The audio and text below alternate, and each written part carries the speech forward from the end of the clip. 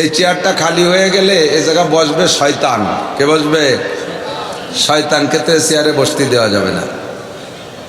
কাজেই চেয়ারটাকে যদি দখল করে রাখতে হয়, দৈনন্দিন মানুষ শিক্ষা দীক্ষায় উন্নতির দিকে যাইতেছে, বয়ানের ধাস তর্স পাল্টে যাচ্ছে, আর ছাত্রদের কপাল আল্লাহ বাঁচালি এমন পোড়া পড়ছে, জাহেরে বাতেনে গোপনে সদরে কোনো না কোনোভাবে ছাত্রদের কাছে টাচ মোবাইল আছে। আমরা মাদ্রাসায় নিষেধ করি মোবাইল রাখতে, দিনের বেলা মাঝে মাঝে মোবাইল ধরার জন্য মোবাইল কোর্টও দেই, একটা মোবাইল দিনই খুঁজে পাই না। অথচ সবার কাছে মোবাইল আছে। রাত 1টার পরে মোবাইল অন করলে কোন ছাত্র কার সাথে লিঙ্ক আছে সব জায়গায় সম্পর্ক দেখা যাবে, যে লাইনই আছে সবাই। শিয়ালের মতো দিনের বেলা রাস্তাঘাটে একটা শিয়ালও দেখি না, সন্ধ্যের পরে আগানে বাগানে ডাক শুরু হয়ে যায়। তো তালাশ করলে শিয়াল পাওয়া যায় না, অথচ শিয়াল দেশে আসে না নাই। মাদ্রাসায় খুঁজলি মোবাইল পাই না, অথচ সব ছাত্রর মোবাইল আছে। তো মোবাইল একবার যারা হাতে পাইছে তাদের লেখাপড়ার বাস, লেখাপড়ায় বাস, সোজা বাস না, আহিয়ালা বাস। উলামায়ে কিরাম মুহাদ্দিসিনে কিরাম পর্যন্ত মোবাইলের পিছনে এমন লাগছে, কিতাবাদি দেখায় স্বাদ নাই। মোবাইল নিয়ে বসলে ঘন্টার পর ঘন্টা সারা রাত কেটে যায়, কোন সময় টের পায় না। কাজেই লেখাপড়া শেষ হয়ে গেছে। এখন উলামায়ে কিরাম মাঠে ময়দানে যা বলে একটু মহাব্বতের সাথে কান লাগাইয়া শুনিয়া গুছায় গাছায় ব্যাগ ভরে রাখবা। 2-4 মাঠের থেকে 2-4 ব্যাগ কালেকশন করতে পারলে আল্লাহ বাসালে এই চেয়ারে বসে ধুয়ে মুছে খাতি পারবা। আর এই চেয়ার আর এই মাইকের বিশাল ডিমান্ড, মাইক ধরতে পারলিবার আল্লাহর রহমতে ভাতের অভাব নাই। এজন্য অনুরোধ করি, দিনের জন্যই তোমরা সব কথাগুলো মহাব্বতের সাথে কান লাগায় শুনতে হবে। পরিবেশ গঠন করার দায়িত্ব আপনাদের। দাঁড়াই থাকবেন, এই জায়গায় দাঁড়াবেন, ও জায়গায় দাঁড়াবেন। যদি দাঁড়াই থাকতে হয় তাহলে ঘরে যে দাঁড়ান, এই চোখের সামনে দাঁড়াইলে কথা বলা যায় না। আর যদি বসতে না চান, বসতে ওয়াজ শুনতে এসে থাকেন, তাহলে বসেন। আপনাদের দেশে এক প্রকারের পোকা আছে নাকি, লম্বা লম্বা রেলগাড়ির মতো, খুব আস্তে আস্তে চলে, কি কয় রে? কেন্ন কেন্ন কেন্ন আছে না? ও কি খুব দ্রুত গতি নাকি? একেবারে স্লো গতিতে চলে। তোরে যদি কন যে তুই এত আস্তে যাচ্ছিস, সেই স্টার্টে যাবি কোন সময়, একটু ঠেলা দেন যে একটু তাড়াতাড়ি হাঁট। ওরে ধাক্কা দিলি কি রে? দলা বলায় গোসাই বসে দেয়, পারলি তুই হাঁট, আমি পারবো না। যাও হাঁটতেছিল তাও ব্রেক হয়ে যায়। তো যারা দাঁড়ায় দাঁড়ায় শুনতেছিল তাকে বসতি বলার পরে যদি হাইটে চলে যায় তাতে আর এক বেকায়দা। তাহলে দাঁড়াই শুনেন। সময় কম কামাই বেশি, আমার দেখ, সময় কম কামাই বেশি। আম্বিয়া আলাইহিমুস সালাতু ওয়াস সালাম সারা রাত মাহফিল করছে, রাত 1টা 2টা 3টে পর্যন্ত মাহফিল করছে। কোনো ওলামায়ে কিরাম ইতিহাস দিয়ে বলতে পারবে না। অথচ বয়ান করা নবীদের সুন্নাত। আমার নবী, বিশ্ব নবী মুহাম্মদুর রাসূলুল্লাহ সাল্লাল্লাহু আলাইহি ওয়াসাল্লাম প্রধান বক্তা। হুজুরও বয়ান করতেন। তো হুজুরের বয়ানের সুন্নতি টাইম ছিল ফজর বাদ আর মাগরিব বাদ। ফজর বাদ আর মাগরিব বাদ, এই 2 টাইম হুজুর বেশি বয়ান করতেন। আর জুমার খুতবার ভিতরে 1 সপ্তাহ বয়ান করতেন।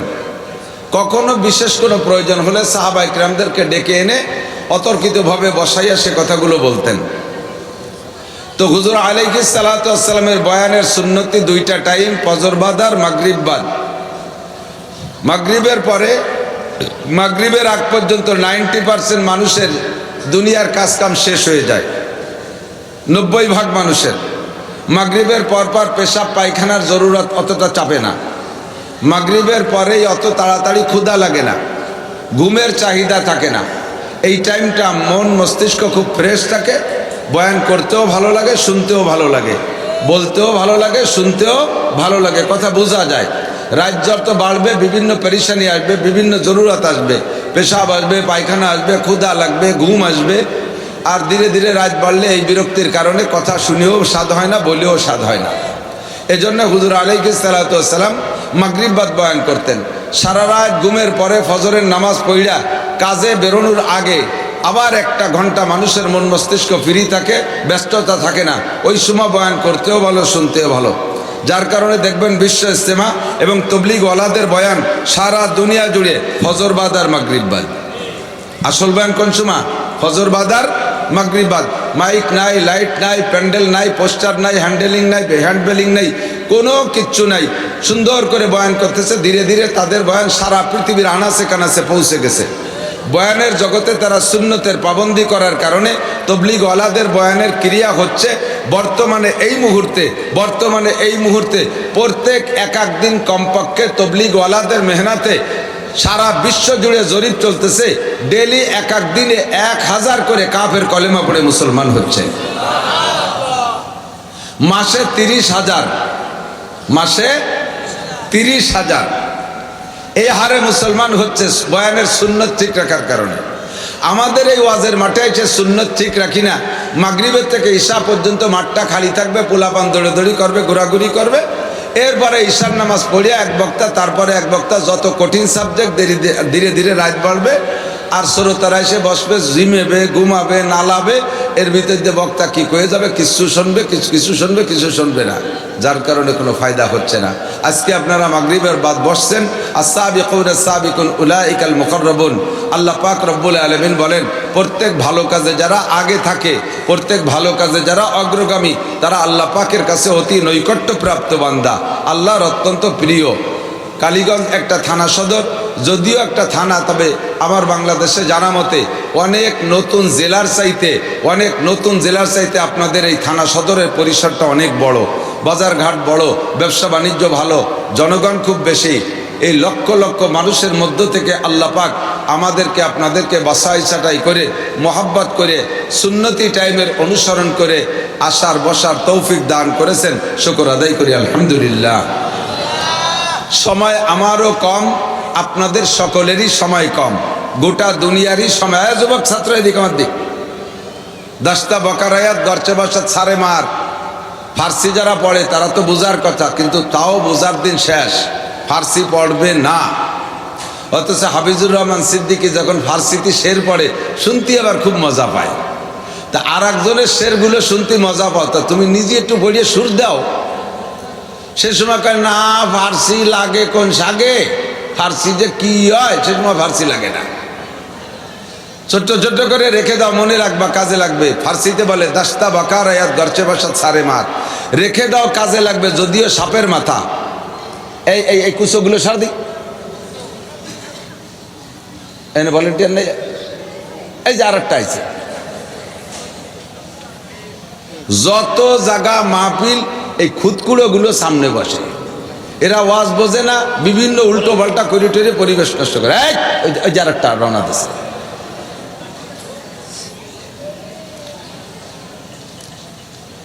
এদিক আল্লাহ পাক রব্বুল আলামিন বলেন, ঠান্ডা মাথায় আমার দিক একজনের নড়াচড়া করবে না। আল্লাহ পাক বলেন, আমাল হায়াতুদ দুনিয়া ইল্লা কালিল। শুধু আজকের আমার এই মাগরিবের থেকে বয়ানের টাইমই কম না, গোটা দুনিয়ার হায়াতি কম, দুনিয়ার হায়াতি কম। দুনিয়ার বয়স যাই চলে যাক না যাক, সামনে আর কতদিন আছে জানি না, কবে ধ্বংস হবে আল্লাহই ভালো জানে। আল্লাহ পাক বলেন, ইন্নাল্লাহা ইনদাহু ইলমুস সাআহ। কিয়ামত কবে হবে এইটা আমি ইসরাফিল আলাইহিস সালামকে জানতে দেই নাই, কোন নবী রাসূলকে আমি বলে দেই নাই কিয়ামত কবে হবে। তবে কিয়ামত হবে কতক্ষণ, ইযা ওয়াকাতিল ওয়াকিআ লাইসা লিওয়াকাতিহা কাযিবা। ওই ঘটনা ঘটবে, তার মধ্যে কোনো সন্দেহ নাই, ওর মধ্যে মিথ্যার কোনো অবকাশ নাই। এ দুনিয়া ধ্বংস হবে, তবে কবে হবে জানি না। মান্তেকের ভাষায় বলে আল মান্তেক মেরকাত ইত্যাদি মান্তেকের কিতাব আছে, তার মধ্যে বলে দুনিয়া হাদেস। হাদেস কাকে বলে? যে আগে ছিল না, এখন আছে, আবার থাকবে না, এর নাম হলো হাদেস। দুনিয়া একসময় ছিল না, এখন আছে, একসময় থাকবে না। যত কোটি বছর হোক না কেন অবশেষে দুনিয়া ধ্বংস হয়েই যাবে। কথা বলুন ঠিক কি ঠিক না? আল্লাহ পাক এই দুনিয়ার লম্বা টাইমের পরেও নাম রেখেছে আমাল হায়াত দুনিয়া ইল্লা কালিল। এ দুনিয়ার জিন্দেগি একেবারে সামান্য। যদি তুমি হায়াত কামনা করো, যদি তুমি হায়াত বুঝতে চাও, তাহলে হায়াত বুঝে নাও। ওয়া ইন্নাদ দারাল আখিরাতা লাহিয়াল হায়াওয়ান। আখিরাতের হায়াতই হলো অরিজিনাল হায়াত। প্রত্যেকের মরার পরে শুরু হবে আখিরাতের হায়াত, আর তা কোনোদিন শেষ হবে না। মাঝে মাঝে বিছানায় শুয়ে শুয়ে আমি আখিরাতের হায়াত চিন্তা করি, আরে শেষ হবে না মানে কতদিন পর শেষ হবে না? 1,00,000 কোটি বছর, 1,00,000 কোটি বছর আখিরাতের হায়াত। জান্নাতে গেলাম 1,00,000 কোটি বছর, জাহান্নামেও না গেলাম তাহলে 1,00,000 কোটি বছর। এ তো বহুত বড় একটা লম্বা সময়। কয় এতদিন পরে কি হবে? কয় তারপরও 1,00,000 কোটি বছর। কয় তারপরে কি হবে? কয় তারপরও 1,00,000 কোটি বছর। কয় তারপরে কি হবে? কয় কোটি কোটি কইতে কইতে তোমার হাঁটুর কোটি খুলে যাবে, তবুও আখিরাতের কোটি কয়া শেষ হবে না। আখিরাতের হায়াত এত লম্বা, কথা কান্তি কিরিক না, দীর্ঘ লম্বা হায়াত। ওয়া ইন্নাদ দারাল আখিরাতা লাহিয়াল হায়াওয়ান। জান্নাতীদেরকে জান্নাতে দেওয়ার পরে জাহান্নামীদেরকে জাহান্নামে দেওয়ার, ভাই ছেলেরা খেয়াল, জান্নাতীদেরকে জান্নাতে দেওয়ার পরে জাহান্নামীদেরকে জাহান্নামে দেওয়ার পরে দুই দলের মাঝখানে আল্লাহ পাক একটা প্রাণীকে জবাই করবে। বুখারী শরীফের হাদিস। একটা প্রাণীকে জবাই করবে আল্লাহ তাআলা ফেরেশতাদের মাধ্যমে। সর্বপ্রথম জান্নাতীরা জিজ্ঞেস করবে, রব্বানা মা যাবাহতা বাইনা আইদিনা। রব্বুল আলামিন, জান্নাতের মধ্যে তো খাইতে গেলে কোনো প্রাণী জবাই করে খাওয়া লাগে না। গোশত খাইতে যাব, উটের গোশত, কোন জায়গা জবাই হবে তার মাজবাহ কোন জায়গায়, তার কোন জায়গা থেকে জবাই হয়, সোলাকুটা কোথায় হয় দেখি না, শুধু খাইতে ইচ্ছা করলে গোশত চলে আসে।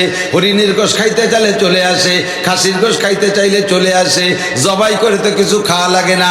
তুমি এই যে আমাদের সামনে ফেরেশতার মাধ্যমে জবাই করলা, মা যাবাহতা বাইনা আইদিনা, সামনের পরে এটা কি জবাই করলে? আল্লাহ পাক জবাব দিবেন, যাবাহতু বাইনা আইদিকুম মাউতাকুম, তোমাদের মরণকে জবাই করে দিছি। কাকে জবাই? বলবে আল্লাহ মরণকে জবাই করলে তো বুঝলাম না তরজমা। কয় যে মরণরে জবাই করে মেরে ফেলাইছি, তোমাদের আর কোনোদিন মরণ হবে না। জান্নাতীদের যখন এ কথা বলবে, ওদিকে তারা জান্নাতের নিয়ামত তো পাইছে পর্যাপ্ত, এত নিয়ামত পেয়েছে। জান্নাতের নিয়ামত পাইয়া রব্বুল আলামিনের শুকর আদায় করে কয়, আলহামদুলিল্লাহিল্লাযী কদ ওয়াজাদনা মা ওয়াদানা রব্বুনা হাক্কা। সকল প্রশংসা ওই আল্লাহর, যে আল্লাহ আমাদের জান্নাতের মধ্যে যত নিয়ামত দেওয়ার ওয়াদা করেছিলেন সব নিয়ামত পরিপূর্ণ পুঙ্খানুপুঙ্খ দিয়েছে। 70টা 72টা হুরের কথা বলেছেন, তাও আমরা পেয়েছি। 80,000 গেলমানের কথা বলেছে, তাও আমরা পেয়েছি। মধুর নদী দিতে চেয়েছেন, তাও আমরা পেয়েছি। আরে দুধ শরবত আর পানির নদীর কথা বলেছে, তাও আমরা পেয়েছি। জান্নাতের ভিতরে 6,666 তালা দালানের কথা বলেছে, তাও আমরা পেয়েছি। জান্নাতের ভিতরে সবই আমরা পাইলাম। আলহামদুলিল্লাহিল্লাযী কদ ওয়াজাদনা মা ওয়াদানা রব্বুনা হাক্কা। সব প্রশংসা ওই আল্লাহর, যে আল্লাহ যা ওয়াদা করেছেন সব আমাদেরকে দিয়েছেন। এখন চিন্তা ছিল কতদিন পর মরে যাই নাকি, এত বড় নিয়ামত ভান্ডার থেকে যদি মরে যাই তাহলে আমাদের আর কি স্বাদ থাকলো। এখন আমাদের সামনে যখন মরণকে জবাই করে দিয়েছেন, আল্লাহ বললেন আর তোমাদের কোনোদিন মরণ হবে না। এই সুসংবাদ শুনে জান্নাতীরা স্লোগান দিতে থাকলো, আলহামদুলিল্লাহ। জাহান্নামীরা জিজ্ঞেস করবে, রব্বানা মা যাবাহতা বাইনা আইদিনা, আল্লাহ আমাদের সামনে কি জবাই করলা? আল্লাহ পাক তাদেরকে বলবেন, যাবাহতু মাউতাকুম, তোমাদের মরণ জবাই করেছি। বলবে আল্লাহ মরণ জবাই করার তরজমা কি? আল্লাহ কয়, ফি নারি জাহান্নামা খালিদিনা ফিহা আবাদা। এই যে জাহান্নামে গিয়েছো আর অনাদি অনন্তকাল কোনোদিন তোমাদের মরণ হবে না। লা তামুতুনা ফিহা ওয়ালা তাহয়াউন। এই জাহান্নামের মধ্যে তোমরা মরবাও না, বাঁচপাও না। তার মানে মরণের পরে যেই বাঁচা ওই বাঁচা না, তোমরা এর মধ্যে কোনোদিন আর মরবা না। খালিদিনা ফিহা আবাদা। সাপে কামড়াইতেছে, কামড় খাইতেই থাকবে। থাকবা, বিচ্ছুতে কামড়াইতেছে কামড় খাইতেই থাকবা, আগুনে পোড়াইতেছে পুড়তেই থাকবা, পা উঁচু করে মাথা নিচু মুখে দিয়ে ঝুলাই রাখছে ঝুলন্তই থাকবা, আরে শিকের ভিতরে গাইটা পোড়ানো হচ্ছে ওভাবে পুড়তেই থাকবা। কয় আল্লাহ এমন করে কতদিন? কয় চলতে থাকবে, কোনো শেষ নাই। কুল্লামা নাদিজাত জুলুদুহুম বাদদালনাহুম জুলুদান গায়র। তোমাদের প্রত্যেক মুহূর্তে আমার দিক প্রত্যেক মুহূর্তে মুহূর্তে তোমাদের গায়ের রক্ত মাংস জাহান্নামের আগুনে পুড়ে গলে শেষ হয়ে যাবে। সঙ্গে সঙ্গে সেকেন্ডের মধ্যে আর একটা বডি তৈরি করে দেওয়া হবে। কেন হবে? লিযিকাহুমুল আযাব, যাতে জাহান্নামের শাস্তি তোমরা পরিপূর্ণ উপলব্ধি করতে পারো।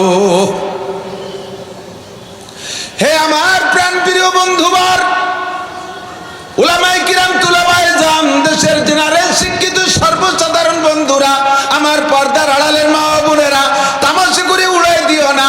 আরে এই তামাশা গাহে আলম রয়ে তুস তো কোজা বাহরে তামাশা আমি রবি। এ দুনিয়াটা তামাশা, আর তামাশা দেখতে কোথাও যা লাগবে না। তামাশা মনে করে এ কথাগুলোকে তুমি উড়াই দিও না, একটু অন্তরের ভিতরে জায়গা দাও। তোমাকে একবার জাহান্নামের ভিতরে ঢুকোয় দেওয়ার পরে আর তোমার মরণ হবে না। একটা বডিতে দীর্ঘক্ষণ যদি শাস্তি দেওয়া হয়, একটা বডিতে দীর্ঘক্ষণ যদি পিটানো হয়, দেখবেন প্রথম কয়েক পিটানে ব্যথা পায়, প্রথম কয়েক পিটানে ব্যথা পায় আর কান্দে। কিছুক্ষণ পিটানোর পরে শরীরটা বেবোধ হয়ে যায়, শরীরটা বেবোধ হয়ে যায়, এরপরে পিটানের ব্যথা আর অনুভব হয় না। এই জন্য আল্লাহ পাক বলেন লিযিকাহুমুল আযাব, জাহান্নামের ভিতরে তোমাদের প্রত্যেক মুহূর্তে মুহূর্তে দেহ পরিবর্তন করে দেওয়া হবে, যাতে নতুন দেহতে আগের দেহের চাইতে বেশি শাস্তি উপভোগ করতে পারো, উপলব্ধি করতে পারো, অনুভব করতে পারো। আগের দেহের চাইতে নতুন দেহের ভিতরে 100 গুণ উপলব্ধি আর অনুভূতি শক্তি বেশি হবে। এমন করে আপনি অনাদি অনন্তকাল জাহান্নামে পুড়তে থাকবে। ওই হায়াতের কোনো শেষ, সাজাও অনাদি অনন্তকাল আর শান্তিও অনাদি অনন্তকাল। ওইটার নাম হলো হায়াত। দুনিয়ার হায়াত একেবারে কম। আমাল হায়াতুদ দুনিয়া ইল্লা, আমার দিকে আরেকটু তাকান, একটু লক্ষ্য করেন। আখিরাতের হায়াত আর দুনিয়ার হায়াতের মধ্যে পার্থক্য বুঝাইতে গিয়ে শাহ আব্দুল হক মুহাদ্দিস দেহলভী রহমাতুল্লাহ আলাইহি একটা উদাহরণ বলেছেন। খেয়াল করতেছেন সবাই? খেয়াল করতেছেন? আমি এক জায়গা বয়ানের পরে, বয়ানের ভিতরে নামাজের সাজা শাস্তি কি হবে এই সংক্রান্ত কথা বলছি। বলার পরে এক যুবক আইসে বলতেছে, হুজুর আজকে যা বলছেন কি সবই সত্যি? আমি কই তোমার সন্দেহ হয়েছে কোন জায়গা? কয় যে আমার একটা জায়গা সন্দেহ হলো, সেটা হলো এক ওয়াক্ত নামাজের জন্য 80 হুকবা জাহান্নাম, আর এক হুকবায় 2,88,00,000 বছর। এক হুকবায় 2,88,00,000 বছর, আর এক ওয়াক্তে নামাজের জন্য 80 হুকবা। তাহলে 80 হুকবারে 2,88,00,000 দিয়ে গুণ দিলি, এক ওয়াক্তে নামাজের কারণে জাহান্নামে পোড়া লাগবে 200 কোটি, আরো 30 কোটি, আরো 40 লক্ষ বছর।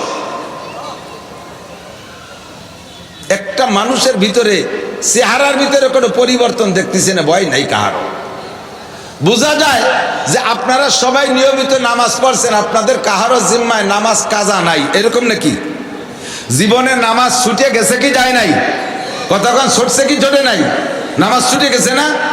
ভালো করে মনে রাখেন, এসে গেলে একটু কয়ে যাই, ফাঁকে মনে রাখেন কোন যাতে ছুটি। নামাজ যদি কেউ ছুটে যায়, মরার আগে 1 কোটি বার তওবা করলেও নামাজের শাস্তি থেকে আপনার রেহাই নাই। পরে আসে আগের রাত আর পরের দিন মিলে যায় একদিন। এমনি সময় বুঝে না আসলেও রমজান মাসে বুঝে আসে আগামীকাল রোজা থাকতে হবে, এই রাত্র থেকেই তারাবি পড়া লাগে। সেই হিসেবে মাগরিবের পর থেকে নেই আমাদের আজকের জুমার রাত শুরু, জুমার দিন রাত এখন থেকে শুরু।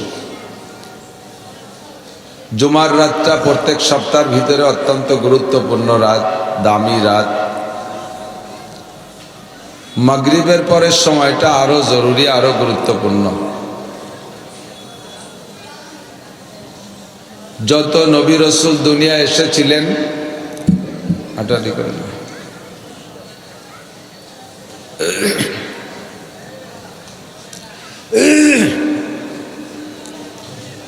কোনো নবী রসুল KG, kindergarten, primary, high school, college, বিশ্ববিদ্যালয়ের শিক্ষক ছিলেন না।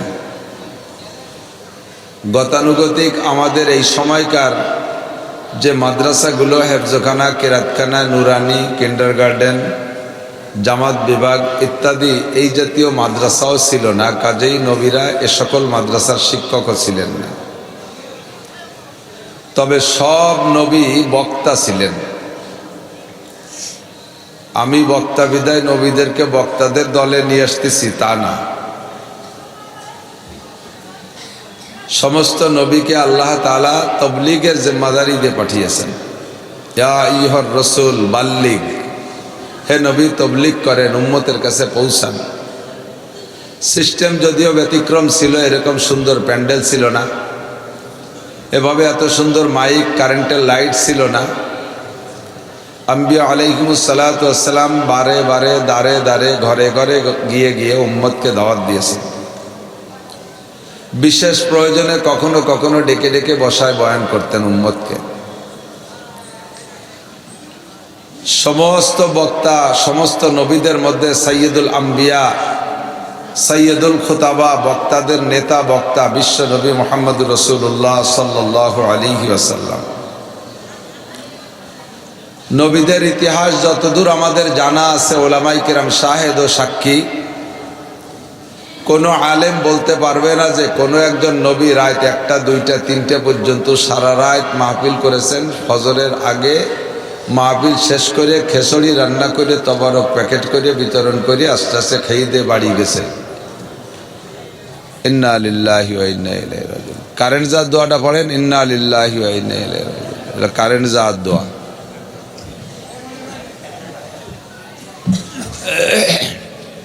আমরা এই ফাঁকে একটু জিকির করে ফেলি, লা ইলাহা ইল্লাল্লাহ, লা ইলাহা ইল্লাল্লাহ।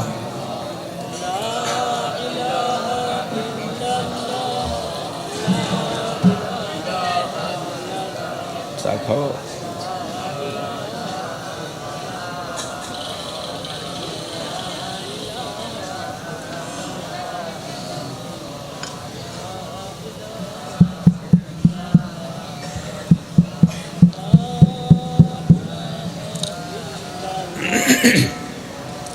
লা ইলাহা ইল্লাল্লাহু মুহাম্মাদুর রাসূলুল্লাহ। খুব লক্ষ্য করি, খেয়াল করতেছেন, আমি বয়ানের ভিতরে বিশেষ করে মাদ্রাসার ছাত্র, আসাতেজায়ে কেরাম, উলামায়ে কেরাম যদি বসেন তাদেরকে বিশেষভাবে টার্গেট করি। সব ছাত্ররা খুব মনোযোগ দিয়ে সব বক্তার বয়ান শুনতে হবে। বক্তা ছিলেন যশোরের হুজুর রহমাতুল্লাহ আলাইহি, চলে গেছেন। বক্তা ছিলেন আলী হোসেন সাহেব হুজুর রহমাতুল্লাহ আলাইহি, চলে গেছেন। সেনহাটির মুজিবুর রহমান সাহেব হুজুর চলে গেছেন। সুটপার হুজুর খলিলুর রহমান সাহেব চলে গেছেন। হাবিবুল্লাহ মিসবাহ সাহেব চলে গেছেন। মজহারুল ইসলাম সাহেব চলে গেছেন। এমন করে আমাদের মাঝে, আমাদের কওমি অঙ্গনে যারা বড় বড় বক্তা ছিলেন সব চলে গেছে। কাব্বারানি মৌতুল কুবারা, ওই বুড়োরা মুরব্বীরা চলে যাওয়ার পরে আমরা মুরব্বী হয়েছি। আবার হঠাৎ করে শুনবে একদিন আমার মৃত্যু খবর, কেঁদে কেঁদে আসবে সবাই দিতে শুধু কবর। এখন আমাকে মানুষের রাস্তাঘাটে দেখা হলেই ওয়াজের দাওয়াত দেয়। মাঝখানে চলতি পথে গাড়ির থেকে নামে এক চার দোকানে চা খাইতে বসলে সে দোকানদারও আমার একটা ওয়াজের দাওয়াত দেয়। যেখানে যার সাথে দেখা হয় ওয়াজের দাওয়াত দেয়। আঞ্চলিক ভাষায় বলে ঢেকি, আকাশে গেলেও লাথি খায়। ঢেকি রেখেও চুমো দেয় নাকি? ঢেকিছেন এদিক আছে ঢেকি, চাউল বানায় না ধান ফারাইয়া, তো ঢেকি রেখে কি চুমো দেয়? ওরে সবাই লাথি দেয়। ও আকাশে গেলেও ঢেকি লাথি খাবে। তো আমরা বক্তারা যেখানেই যাই সে জায়গা যে ওয়াজের দাওয়াত পাই। বহুত হাদিয়া, তোহবা, ওয়াজের দাওয়াত ইত্যাদি আমাদের কাছে আসে। হঠাৎ একদিন আমার কাছে, আপনাদের কাছে খবর আসবে মৌলানা নাসির সাহেব মারা গেছে। হঠাৎ করে শুনবে একদিন আমার মৃত্যু খবর। কেঁদে কেঁদে আসবে সবাই দিতে শুধু কবর। এখন আমাকে ওয়াজের দাওয়াত দিতে যায়, টাকা পয়সা নিয়ে যায়, অনেক হাদিয়া তোহফা নিয়ে যায়, আর আমার মরণের খবর আসলে আর কেউ আমার ওয়াজের দাওয়াত দিতে যাবে না। মোহাব্বত থাকলে যদি সম্ভব হয় গিয়ে 3 মুঠ মাটি দেওয়ার জন্য যাবে, ঠিক কি না? তো আমরাও বুড়ো হয়ে যাচ্ছি। আজ থেকে প্রায় 20-21 বছর আগে আমি এ মাদ্রাসায় এসেছি। তারপরে বেশ কয়েকবার আসছি, মাঝে অনেক দিন আসা হয় না। দাড়ি তখন কাঁচা ছিল, আর এখন দাড়ি বেশিরভাগই পাইকা সাদা হয়ে গেছে, মেহেদি লাগায় লাল বানায় রাখছি। আর একদিন এমন হবে যে সেদিন আর দাড়ি পাকারও সময় থাকবে না, আমরা চলে যাব। ছাত্রদের বলছি এই চেয়ারটা খালি রাখা যাবে না। এই চেয়ারটা খালি হয়ে গেলে এ জায়গা বসবে শয়তান। কে বসবে? শয়তানকে তো চেয়ারে বসতে দেওয়া যাবে না। কাজেই চেয়ারটাকে যদি দখল করে রাখতে হয়, দৈনন্দিন মানুষ শিক্ষা দীক্ষায় উন্নতির দিকে যাইতেছে, বয়ানের ধাস তর্স পাল্টে যাচ্ছে, আর ছাত্রদের কপাল আল্লাহ বাঁচালে এমন পোড়া পড়ছে, জাহেরে বাতেনে গোপনে সদরে কোনো না কোনোভাবে ছাত্রদের কাছে টাচ মোবাইল আছে। আমরা মাদ্রাসায় নিষেধ করি মোবাইল রাখতে, দিনের বেলা মাঝে মাঝে মোবাইল ধরার জন্য মোবাইল কোর্টও দেই, একটা মোবাইল দিনই খুঁজে পাই না। অথচ সবার কাছে মোবাইল আছে। রাত 1টার পরে মোবাইল অন করলে কোন ছাত্র কার সাথে লিঙ্ক আছে সব জায়গায় সম্পর্ক দেখা যাবে, যে লাইনই আছে সবাই, শিয়ালের মতো। দিনের বেলা রাস্তাঘাটে একটা শিয়ালও দেখি না, সন্ধ্যের পরে আগানে বাগানে ডাক শুরু হয়ে যায়। তো তালাশ করলে শিয়াল পাওয়া যায় না, অথচ শিয়াল দেশে আসে না নাই। মাদ্রাসায় খুঁজলি মোবাইল পাই না, অথচ সব ছাত্রর মোবাইল আছে। তো মোবাইল একবার যারা হাতে পাইছে তাদের লেখাপড়ার বাস, লেখাপড়ায় বাস, সোজা বাস না, আহিয়ালা বাস। উলামায়ে কিরাম মুহাদ্দিসিনে কিরাম পর্যন্ত মোবাইলের পিছনে এমন লাগছে, কিতাবাদি দেখায় স্বাদ নাই। মোবাইল নিয়ে বসলে ঘন্টার পর ঘন্টা, সারা রাত কেটে যায়, কোন সময় টের পায় না। কাজেই লেখাপড়া শেষ হয়ে গেছে। এখন উলামায়ে কিরাম মাঠে ময়দানে যা বলে একটু মহাব্বতের সাথে কান লাগাইয়া শুনিয়া গুছায় গাছায় ব্যাগ ভরে রাখবা। 2-4 মাঠের থেকে 2-4 ব্যাগ কালেকশন করতে পারলে আল্লাহ বাসালে এই চেয়ারে বসে ধুয়ে মুছে খাতি পারবা। আর এই চেয়ার আর এই মাইকের বিশাল ডিমান্ড, মাইক ধরতে পারলিবার আল্লাহ রহমতে ভাতের অভাব নাই। এজন্য অনুরোধ করি, দিনের জন্যই তোমরা সব কথাগুলো মহাব্বতের সাথে কান লাগায় শুনতে হবে। পরিবেশ গঠন করার দায়িত্ব আপনাদের। দাঁড়াই থাকবেন, এ জায়গায় দাঁড়াবেন, ও জায়গায় দাঁড়াবেন। যদি দাঁড়াই থাকতে হয় তাহলে ঘরে যে দাঁড়ান, এই চোখের সামনে দাঁড়াইলে কথা বলা যায় না। আর যদি বসতে না চান, বসতে ওয়াজ শুনতে এসে থাকেন, তাহলে বসেন। আপনাদের দেশে এক প্রকারের পোকা আছে নাকি, লম্বা লম্বা রেলগাড়ির মতো, খুব আস্তে আস্তে চলে, কি কয় রে? কেন্ন কেন্ন কেন্ন আছে না? ও কি খুব দ্রুত গতি নাকি? একেবারে স্লো গতিতে চলে। তোরে যদি কন যে তুই এত আস্তে যাচ্ছিস, সেই স্টার্টে যাবি কোন সময়, একটু ঠেলা দেন যে একটু তাড়াতাড়ি হাঁট। ওরে ধাক্কা দিলি কি রে? দলা বলায় গোসাই বসে দেয়, কয় পারলি তুই হাঁট, আমি পারবো না। যাও হাঁটতেছিল তাও ব্রেক হয়ে যায়। তো যারা দাঁড়ায় দাঁড়ায় শুনতেছিল তাকে বসতি বলার পরে যদি হাইটে চলে যায় তাতে আর এক বেকায়দা। তাহলে দাঁড়াই শুনেন। সময় কম কামাই বেশি, আমার দেখ, সময় কম কামাই বেশি।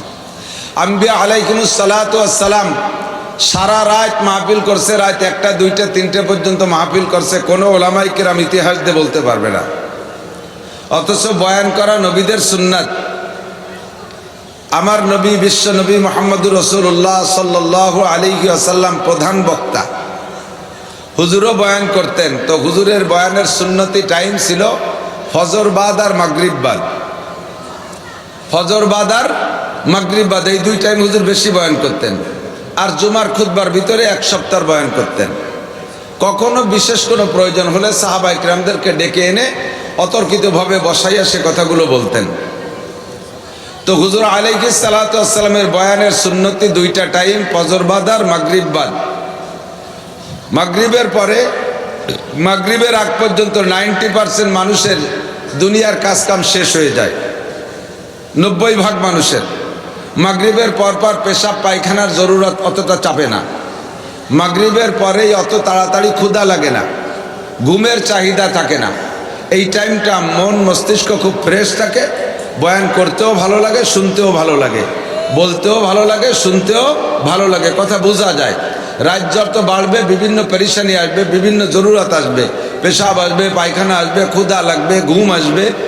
আর ধীরে ধীরে রাত বাড়লে এই বিরক্তির কারণে কথা শুনেও স্বাদ হয় না, বলেও স্বাদ হয় না। এজন্য হুজুর আলাইহিস সালাতু ওয়াস সালাম মাগরিব বাদ বয়ান করতেন।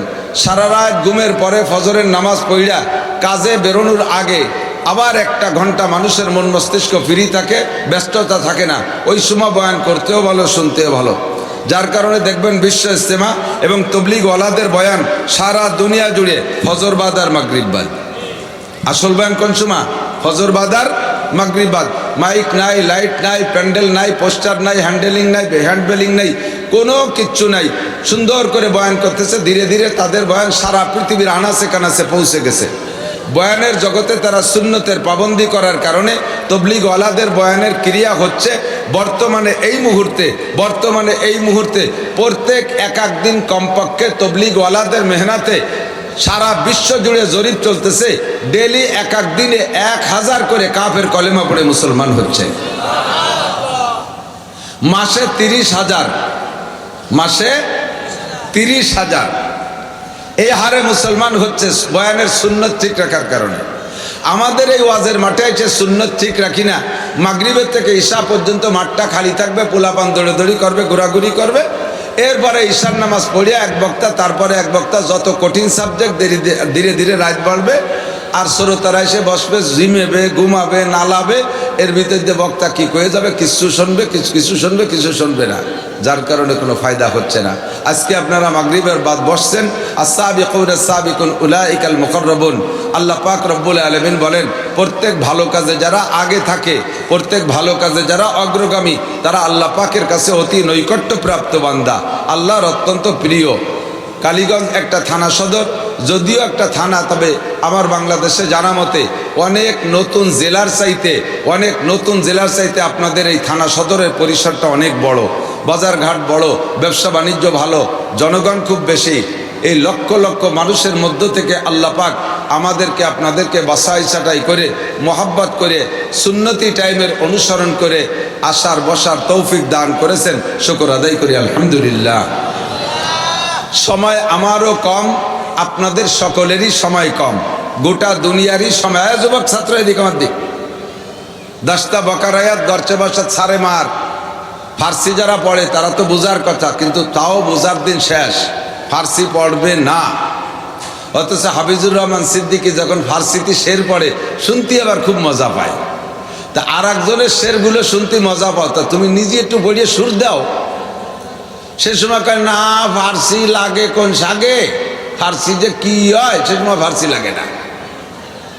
ছোট্ট ছোট্ট করে রেখে দাও, মনে রাখবা, কাজে লাগবে। ফার্সিতে বলে 10টা বকারায়াত গরচে বসা ছাড়ে মার, রেখে দাও, কাজে লাগবে। যদিও সাপের মাথা, এই কুচোগুলো সার দিই, এনে ভলেন্টিয়ার নেই। এই যে আরেকটা আছে, যত জায়গা মাহফিল এই খুদকুড়োগুলো সামনে বসে, এরা ওয়াজ বোঝে না, বিভিন্ন উল্টো পাল্টা করে টরে পরিবেশ নষ্ট করে। ওই যে আরেকটা রওনা দিচ্ছে।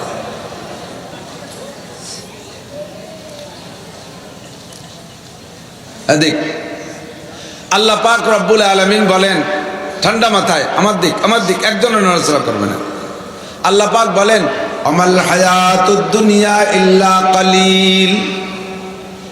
শুধু আজকের আমার এই মাগরিবের থেকে বয়ানের টাইমই কম না, গোটা দুনিয়ার হায়াতি কম, দুনিয়ার হায়াতি কম। দুনিয়ার বয়স যাই চলে যাক না যাক, সামনে আর কতদিন আছে জানি না, কবে ধ্বংস হবে আল্লাহই ভালো জানে। আল্লাহ পাক বলেন, ইন্নাল্লাহা ইনদাহু ইলমুস সাআহ, কিয়ামত কবে হবে এইটা আমি ইসরাফিল আলাইহিস সালামকে জানতে দেই নাই। কোন নবী রাসূলকে আমি বলে দেই নাই কিয়ামত কবে হবে, তবে কিয়ামত হবে। কতক্ষণ?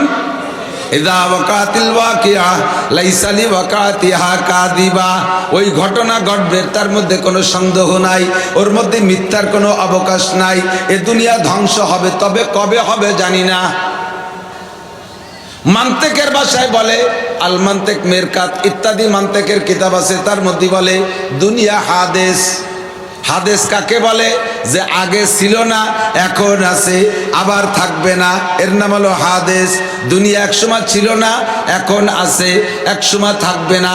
যত কোটি বছর হোক না কেন, অবশেষে দুনিয়া ধ্বংস হয়েই যাবে। কথা বলুন ঠিক কি ঠিক না? আল্লাহ পাক এই দুনিয়ার লম্বা টাইমের পরেও নাম রেখেছে অমাল হায়াত দুনিয়া ইল্লা কালিল। এ দুনিয়ার জিন্দেগি একেবারে সামান্য। যদি তুমি হায়াত কামনা করো, যদি তুমি হায়াত বুঝতে চাও, তাহলে হায়াত বুঝে নাও। ওয়া ইন্নাদ দারাল আখিরাতা লাহিয়াল হায়াওয়ান, আখিরাতের হায়াতই হলো অরিজিনাল হায়াত। প্রত্যেকের মরার পরে শুরু হবে আখিরাতের হায়াত, আর তা কোনোদিন শেষ হবে না। মাঝে মাঝে বিছানায় শুয়ে শুয়ে আমি আখিরাতের হায়াত চিন্তা করি, আরে শেষ হবে না মানে কতদিন পর শেষ হবে না? 1,00,000 কোটি বছর, 1,00,000 কোটি বছর আখিরাতের হায়াত। জান্নাতে গেলাম 1,00,000 কোটি বছর, জাহান্নামেও না গেলাম তাহলে 1,00,000 কোটি বছর। এ তো বহুত বড় একটা লম্বা সময়। কয় এতদিন পরে কি হবে? কয় তারপরও 1,00,000 কোটি বছর। কয় তারপরে কি হবে? কয় তারপরও 1,00,000 কোটি বছর। কয় তারপরে কি হবে? কয় কোটি কোটি কইতে কইতে তোমার হাঁটুর কোটি খুলে যাবে, তবুও আখিরাতের কোটি কয়া শেষ হবে না। আখিরাতের হায়াত এত লম্বা। কথা কান্তি কিরিক না? দীর্ঘ লম্বা হায়াত। ওয়া ইন্নাদ দারাল আখিরাতা লাহিয়াল হায়াওয়ান, জান্নাতীদেরকে জান্নাতে দেওয়ার পরে জাহান্নামীদেরকে জাহান্নামে দেওয়ার, ভাই ছেলেরা খেয়াল, জান্নাতীদেরকে জান্নাতে দেওয়ার পরে জাহান্নামীদেরকে জাহান্নামে দেওয়ার পরে দুই দলের মাঝখানে আল্লাহ পাক একটা প্রাণীকে জবাই করবে। বুখারী শরীফের হাদিস। একটা প্রাণীকে জবাই করবে আল্লাহ তাআলা ফেরেশতাদের মাধ্যমে। সর্বপ্রথম জান্নাতীরা জিজ্ঞেস করবে, রব্বানা মা যাবাহতা বাইনা আইদিনা। রব্বুল আলামিন, জান্নাতের মধ্যে তো খাইতে গেলে কোনো প্রাণী জবাই করে খাওয়া লাগে না। গোশত খাইতে যাব, উটের গোশত, কোন জায়গা জবাই হবে তার মাজবাহ কোন জায়গায়, তার কোন জায়গা থেকে জবাই হয়, সোলাকুটা কোথায় হয় দেখি না, শুধু খাইতে ইচ্ছা করলে গোশত চলে আসে। হরিণীর গোশত খাইতে চাইলে চলে আসে, খাসির গোশত খাইতে চাইলে চলে আসে। জবাই করে তো কিছু খাওয়া লাগে না। তুমি এই যে আমাদের সামনে ফেরেশতার মাধ্যমে জবাই করলা, মা যাবাহতা বাইনা আইদিনা, সামনের পরে এটা কি জবাই করলে? আল্লাহ পাক জবাব দিবেন, যাবাহতু বাইনা আইদিকুম মাউতাকুম, তোমাদের মরণকে জবাই করে দিছি। কাকে জবাই? বলবে আল্লাহ মরণ রে জবাই করলে, তো বুঝলাম না তরজমা। কয় যে মরণ রে জবাই করে মেরে ফেলাইছি, তোমাদের আর কোনোদিন মরণ হবে না। জান্নাতীদের যখন এ কথা বলবে, ওদিকে তারা জান্নাতের নিয়ামত তো পাইছে পর্যাপ্ত, এত নিয়ামত পেয়েছে, জান্নাতের নিয়ামত পাইয়া রব্বুল আলামিনের শুকর আদায় করে কয় আলহামদুলিল্লাহিল্লাযী কদ ওয়াজাদনা মা ওয়াদানা রব্বুনা হাক্কা। সকল প্রশংসা ওই আল্লাহর, যে আল্লাহ আমাদের জান্নাতের মধ্যে যত নিয়ামত দেওয়ার ওয়াদা করেছিলেন সব নিয়ামত পরিপূর্ণ পুঙ্খানুপুঙ্খ দিয়েছে। 70টা 72টা হুরের কথা বলেছেন, তাও আমরা পেয়েছি। 80,000 গেলমানের কথা বলেছে, তাও আমরা পেয়েছি। মধুর নদী দিতে চেয়েছেন, তাও আমরা পেয়েছি। আরে দুধ শরবত আর পানির নদীর কথা বলেছে, তাও আমরা পেয়েছি। জান্নাতের ভিতরে 6,666 তালা দালানের কথা বলেছে, তাও আমরা পেয়েছি। জান্নাতের ভিতরে সবই আমরা পাইলাম। আলহামদুলিল্লাহিল্লাযী কদ ওয়াজাদনা মা ওয়াদানা রব্বুনা হাক্কা। সব প্রশংসা ওই আল্লাহর, যে আল্লাহ যা ওয়াদা করেছেন সব আমাদেরকে দিয়েছেন। এখন চিন্তা ছিল কতদিন পর মরে যাই নাকি, এত বড় নিয়ামত ভান্ডার থেকে যদি মরে যাই তাহলে আমাদের আর কি স্বাদ থাকলো। এখন আমাদের সামনে যখন মরণকে জবাই করে দিয়েছেন, আল্লাহ বললেন আর তোমাদের কোনোদিন মরণ হবে না। এই সুসংবাদ শুনে জান্নাতীরা স্লোগান দিতে থাকলো আলহামদুলিল্লাহ। জাহান্নামীরা জিজ্ঞেস করবে, রব্বানা মা যাবাহতা বাইনা আইদিনা, আল্লাহ আমাদের সামনে কি জবাই করলা? আল্লাহ পাক তাদেরকে বলবেন যাবাহতু মাউতাকুম, তোমাদের মরণ জবাই করেছি। বলবে আল্লাহ মরণ জবাই করার তরজমা কি? আল্লাহ কয় ফি নারি জাহান্নাম খালিদিনা ফিহা আবাদা, এই যে জাহান্নামে গিয়েছো আর অনাদি অনন্তকাল কোনোদিন তোমাদের মরণ হবে না। লা তামুতুনা ফিহা ওয়ালা তাহয়াউন, এই জাহান্নামের মধ্যে তোমরা মরবাও না বাঁচবাও না। তার মানে মরণের পরে যেই বাঁচা ওই বাঁচা না, তোমরা এর মধ্যে কোনোদিন আর মরবা না। খালিদিনা ফিহা আবাদা, সাপে কামড়াইতেছে কামড় খাইতেই থাকবা, বিচ্ছুতে কামড়াইতেছে কামড় খাইতেই থাকবা, আগুনে পোড়াইতেছে পুড়তেই থাকবা, পা উঁচু করে মাথা নিচু মুখে দিয়ে ঝুলাই রাখছে ঝুলন্তই থাকবা, আরে শিকের ভিতরে গাইতা পোড়ানো হচ্ছে ওভাবে পুড়তেই থাকবা। কয় আল্লাহ এমন করে কতদিন? কয় চলতে থাকবে, কোনো শেষ নাই। কুল্লামা নাদিজাত জুলুদুহুম বাদদালনাহুম জুলুদান গায়র, তোমাদের প্রত্যেক মুহূর্তে আমার দিক প্রত্যেক মুহূর্তে মুহূর্তে তোমাদের গায়ের রক্ত মাংস জাহান্নামের আগুনে পুড়ে গলে শেষ হয়ে যাবে। সঙ্গে সঙ্গে সেকেন্ডের মধ্যে আর একটা বডি তৈরি করে দেওয়া হবে। কেন হবে? লিযিকাহুমুল আযাব, যাতে জাহান্নামের শাস্তি তোমরা পরিপূর্ণ উপলব্ধি করতে পারো। হে আমার প্রাণপ্রিয় বন্ধুবার, উলামায়ে কিরাম, তুলাবায়ে জাম, দেশের জেনারেল শিক্ষিত সর্বসাধারণ বন্ধুরা, আমার পর্দার আড়ালের মা বোনেরা, তামাশা করে উড়াই দিও না।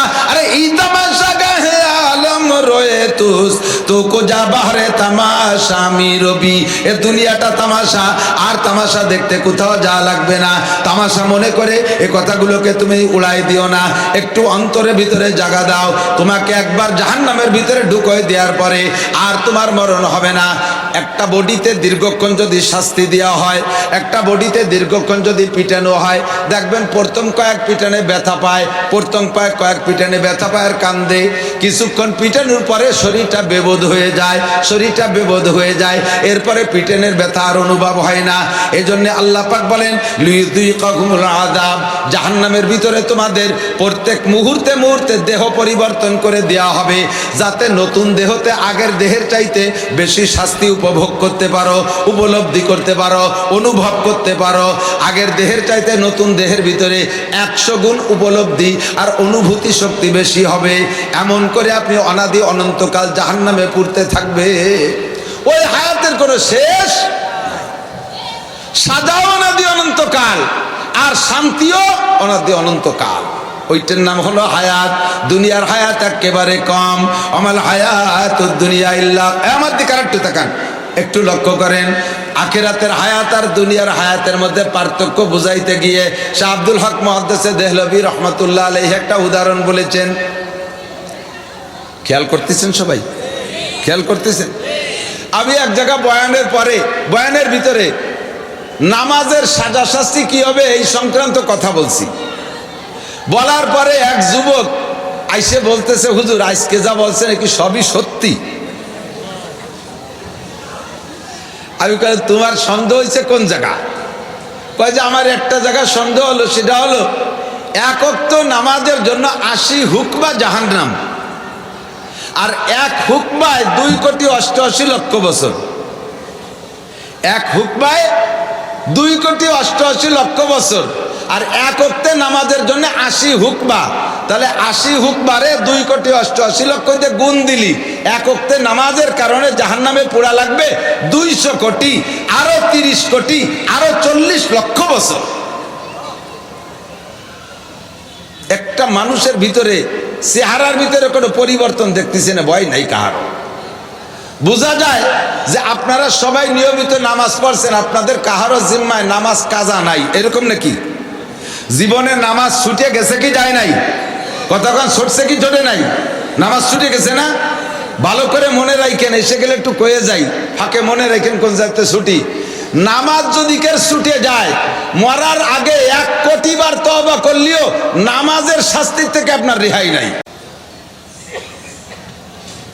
বোঝে নাই? আবার একটু কই, নামাজ পড়েন নাই, মরার আগে আস্তাগফিরুল্লাহ কই ব্যাগটাই কেন দিতেছেন, সব গুনাহ মাফ হবে, নামাজ মাফ হবে না। নামাজ পড়েন নাই, আস্তাগফিরুল্লাহ, এর কারণে আল্লাহ নামাজ মাফ করে দিয়েছে। আর নামাজ না পড়ার কারণে যে শাস্তি আপনার নামে বরাদ্দ ছিল সেটা থেকে আপনি মুক্তি পাইছেন, তা আদৌ নয়, 1 জাররাও না। আপনাকে নামাজ দিয়ে নামাজ পরিশোধ করতেই হবে। বুঝতে কি বার পারছি একটু? আর একটু ভালো করে বোঝে। জিনা করলে গুনাহ হয়, এই আমার দিক, জিনা করলে গুনাহ হয়, চুরি করলে গুনাহ হয়, মদ খাইলে গুনাহ হয়। কয়টা গুনাহ হয়? একবার জিনায় একটা গুনাহ, দুইবার জিনায় দুইটা গুনাহ, এক বিড়িতে এক গুনাহ, একবার দাড়ি কাটলে মুখে যে কয়টা দাড়ি সেই কয়টা কবিরা গুনাহ, মদ খাইলে গুনাহ, তাড়ি খাইলে গুনাহ, বিড়ি খাইলে গুনাহ, মিথ্যে কথায় গুনাহ, গীবত শিকায়তে গুনাহ, চুরি ডাকাতিতে গুনাহ। এই গুনাহগুলো আপনি আল্লাহর কাছে আস্তাগফিরুল্লাহ পড়ে অন্তর থেকে খালেসভাবে মাপ চাইবেন, আল্লাহ তাআলা আপনার সব গুনাহ মাফ করে দিয়ে গুনাহ সংখ্যা পরিমাণ নেকি দিয়ে দেবে। কিন্তু নামাজ পড়েন নাই, কোনো গুনাহ হয় নাই, রোজা রাখেন নাই, এতে গুনাহ হয় নাই, হজ করেন নাই, এতে গুনাহ হয় নাই, যাকাত দেন নাই, এতে গুনাহ হয় নাই। বুঝতেছে না বাপ? ভালো না রে, কি কঠিন সাবজেক্টের মধ্যে ঢুকলাম তা আল্লাহ জানে। নামাজ না পড়লে কি হয় না?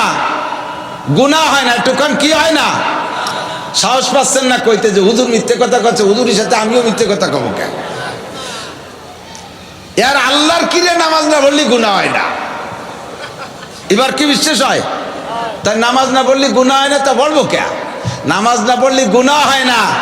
যদি নামাজ না পড়লে গুনাহ হইতো তাহলে মরার আগে আস্তাগফিরুল্লাহ পড়লে নামাজ মাফ হয়ে যাইতো।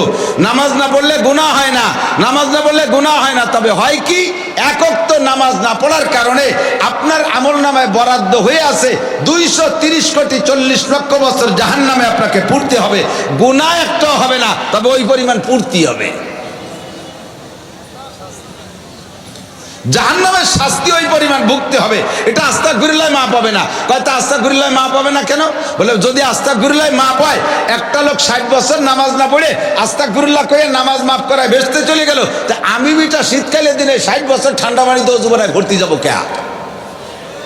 তাহলে আমি পড়লেওয়ালা আর না পড়ার মধ্যে পার্থক্য থাকলো কি? কাজেই মনে রাখবেন, শরীয়তের যে ফরজ 4টি বিধান, এই 4টে ছেড়ে দিলে গুনাহ হয় না, তবে ওর এগেনস্টে বিশাল করে শাস্তি বরাদ্দ আছে। ওই শাস্তি আপনার তওবার দ্বারা ক্ষমা হবে না, ওই শাস্তি আস্তাগফিরুল্লাহ মাফ হবে না, ওই শাস্তি আপনাকে বাঁচতে হলে ওইটা পরিশোধ করতে হবে। উদাহরণ দিলে সুন্দর করে একটু বুঝবেন। একটা ছোট্ট উদাহরণ দেই। আমার এলাকায় এক সুফি সাহেব, দরবেশ সাহেব, সুন্নতের খুব পাবন্দি করে। এর মানে দস্তারখানা ছাড়া বিড়িও খায় না, পাগড়ি শুয়েও পাগড়ি বাঁধতে শুয়ে থাকে, এই বড় যুব্য গাইতে শুয়ে থাকে। আমরা যে প্লাস্টিকের বোতাম লাগাইছি, নবী পাকের জামানায় প্লাস্টিকের বোতাম ছিল না, কাপড় দিয়ে গুন্ডি বানায় ব্যবহার করতো।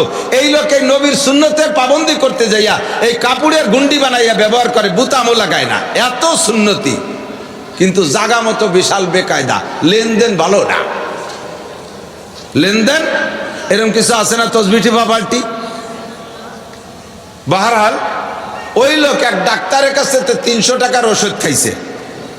300 টাকার ওষুধ খাই, আজ দেয়, কাল দেয়, পশু দেয়, তসু দেয়, এই মাস সে মাস করতে করতে 3 বছর দেয় না। তো 3 বছর পরে ওই লোকটা তবলিগি তশকিল হইয়া 3 চিল্লায় চলে গেছে। চিল্লায় যায় এইবার শুনছে যে আল্লাহর হকে যত হক নষ্ট করো, সব হক আল্লাহ ক্ষমা করে দিতে পারে, কিন্তু মানুষের হক আল্লাহ তাআলা ক্ষমা করবেন না। তুমি যদি কারো কাছে 2 পয়সার দিনা থাকো, তাহলে 7 রাকাত নামাজ দেয়া লাগবে। 1 টাকা 100 পয়সা, প্রত্যেক 2 পয়সা 7 রাকাত নামাজ দেয়া লাগবে। এমন করে তোমাকে ইবাদত দিয়ে, নেকি দিয়ে মানুষের দিনা পরিশোধ করা লাগবে। এটা আল্লাহ পাক ক্ষমা করতে পারবেন না, এটাই দায়িত্ব আল্লাহ নেন নাই। কাজেই মানুষকে যদি কথা, সত্য কথা বলে থাকো, তার কাছে মাপ চেয়ে নিবা। টাকা পয়সার লেনদেন থাকলে সেটা পরিশোধ করবা, অথবা তার কাছ থেকে ক্ষমা চেয়ে নিবা। এই বিষয়টা তবলিগের উপরে, তবলিগে যাইয়া খুব ভালো করে শুনছে আর বুঝছে। এখন বাড়ি আইসা ওই ডাক্তার সাহেবের কাছে গেছে। তো যাইয়া ডাক্তাররে ওনার সিদ্ধান্ত যে আমি যে কোনোভাবে মাপ চাচার মধ্যে দিয়ে ছাড়িয়ে আসবো, টাকা দেবো না ডাক্তাররে। এই সিদ্ধান্ত নিয়ে যাইয়ে যদি ডাক্তার আপনার কাছ থেকে 300 টাকার ওষুধ খাইছিলাম 3 বছর আগে, দিতে পারি নাই, আল্লাহর রাস্তে মাফ করে দেন। এনার তো দেওয়ার সঙ্গতি আছে। ডাক্তার যদি হইতো, এই লোক যদি হতো গরিব মানুষ, তাহলে ডাক্তার কাছে এমন কইলে মাফ করে দিত। কিন্তু লোকটা ধনী মানুষ, আবার টাকা দেবে না, ডাক্তারের কাছে যাইয়ে মাফ চাইলে মাফও করবে না। এই জন্য উনি কায়দা করে, বক্তা মানুষ, সুন্দর করে বুঝাই দিয়েছে। তবলিগিতেও আসিয়েছে, এসে বলতেছে ডাক্তার সাহেব, এক সমাজে চলাফেরা করছি, একই হাট বাজারে হাক্কে কেনাকাটা করছি, কত উল্টো পাল্টা ভুলচুক হয়ে থাকতে পারে। আপনার কাছে আমি যা পাবো সব মাফ করে দিলাম। মানে উনি যখন ঢেলিয়ে দিয়েছে তাহলে ডাক্তারও তো ঢেলি দেবে। আপনি আমার জীবনে যত শক্ত কথা বলছেন সব মাফ করে দিলাম, দুনিয়ার থেকে সাপড়া হয়ে যাওয়া ভালো। আর আপনার কাছে আমি টাকা পয়সা যা পাবো সব মাফ করে দিলাম, ওর হিসেব নিকেশ করা লাগবে না। আর আপনিও আমারে মাফ করে দেন, যদি আপনি আমি যদি আপনার কোনো শক্ত কথা বলে থাকি তাও মাফ করে দেন। আর আপনি যদি আমার কাছে পয়সা কড়ি পেয়ে থাকেন তাও আল্লাহর রাস্তায় মাফ করে দেন, দুইজন সমান সমান হয়ে একসাথে ভেস্তে যাই। তো ডাক্তার সাহেব বললেন সব মাফ করে দিলাম, টাকা 300 ফেলাও। সব মাফ করে দিলাম, টাকা 300 ফেলাও। তা উনি কথা টাকা দেবো, তা মাফ সালাম কি? টাকা দিবা তো টাকার জায়গায় টাকা দিবা। 3 বছর আগে দেওয়ার কথা ছিল, দেও নাই, এই ঘুরাইছো, এই ঘুরানোর যে অন্যায় এডে মাফ করে দিলাম, টাকা ফেলা। আল্লাহ কয় 25 বছর আগে নামাজ ফরজ হয়েছে, পড়িস নেই, এখন পড়িয়ে দে, পড়িয়ে দিয়ে মাফসা। এতদিন আমারে কেন ঘুরাইছিস, এই গুল্লি মাফ করে দিলাম। জোহরের নামাজ জোরে পড়ার কথা ছিল, না পড়ে আসরে কেন পড়ছিস, এই ঘুরালি কেন, এই গুল্লি মাফ করে দিলাম আস্তাগফিরুল্লাহর কারণে। বাকি নামাজ আমারে ফেরত দেয়া লাগবে। কথা কন? এক ওয়াক্ত নামাজের জন্য 230 কোটি 40 লক্ষ বছর। যুবক কয় হুজুর একটু কমায় কন, অতদিন বাঁচবো না জাহান্নামের মধ্যে।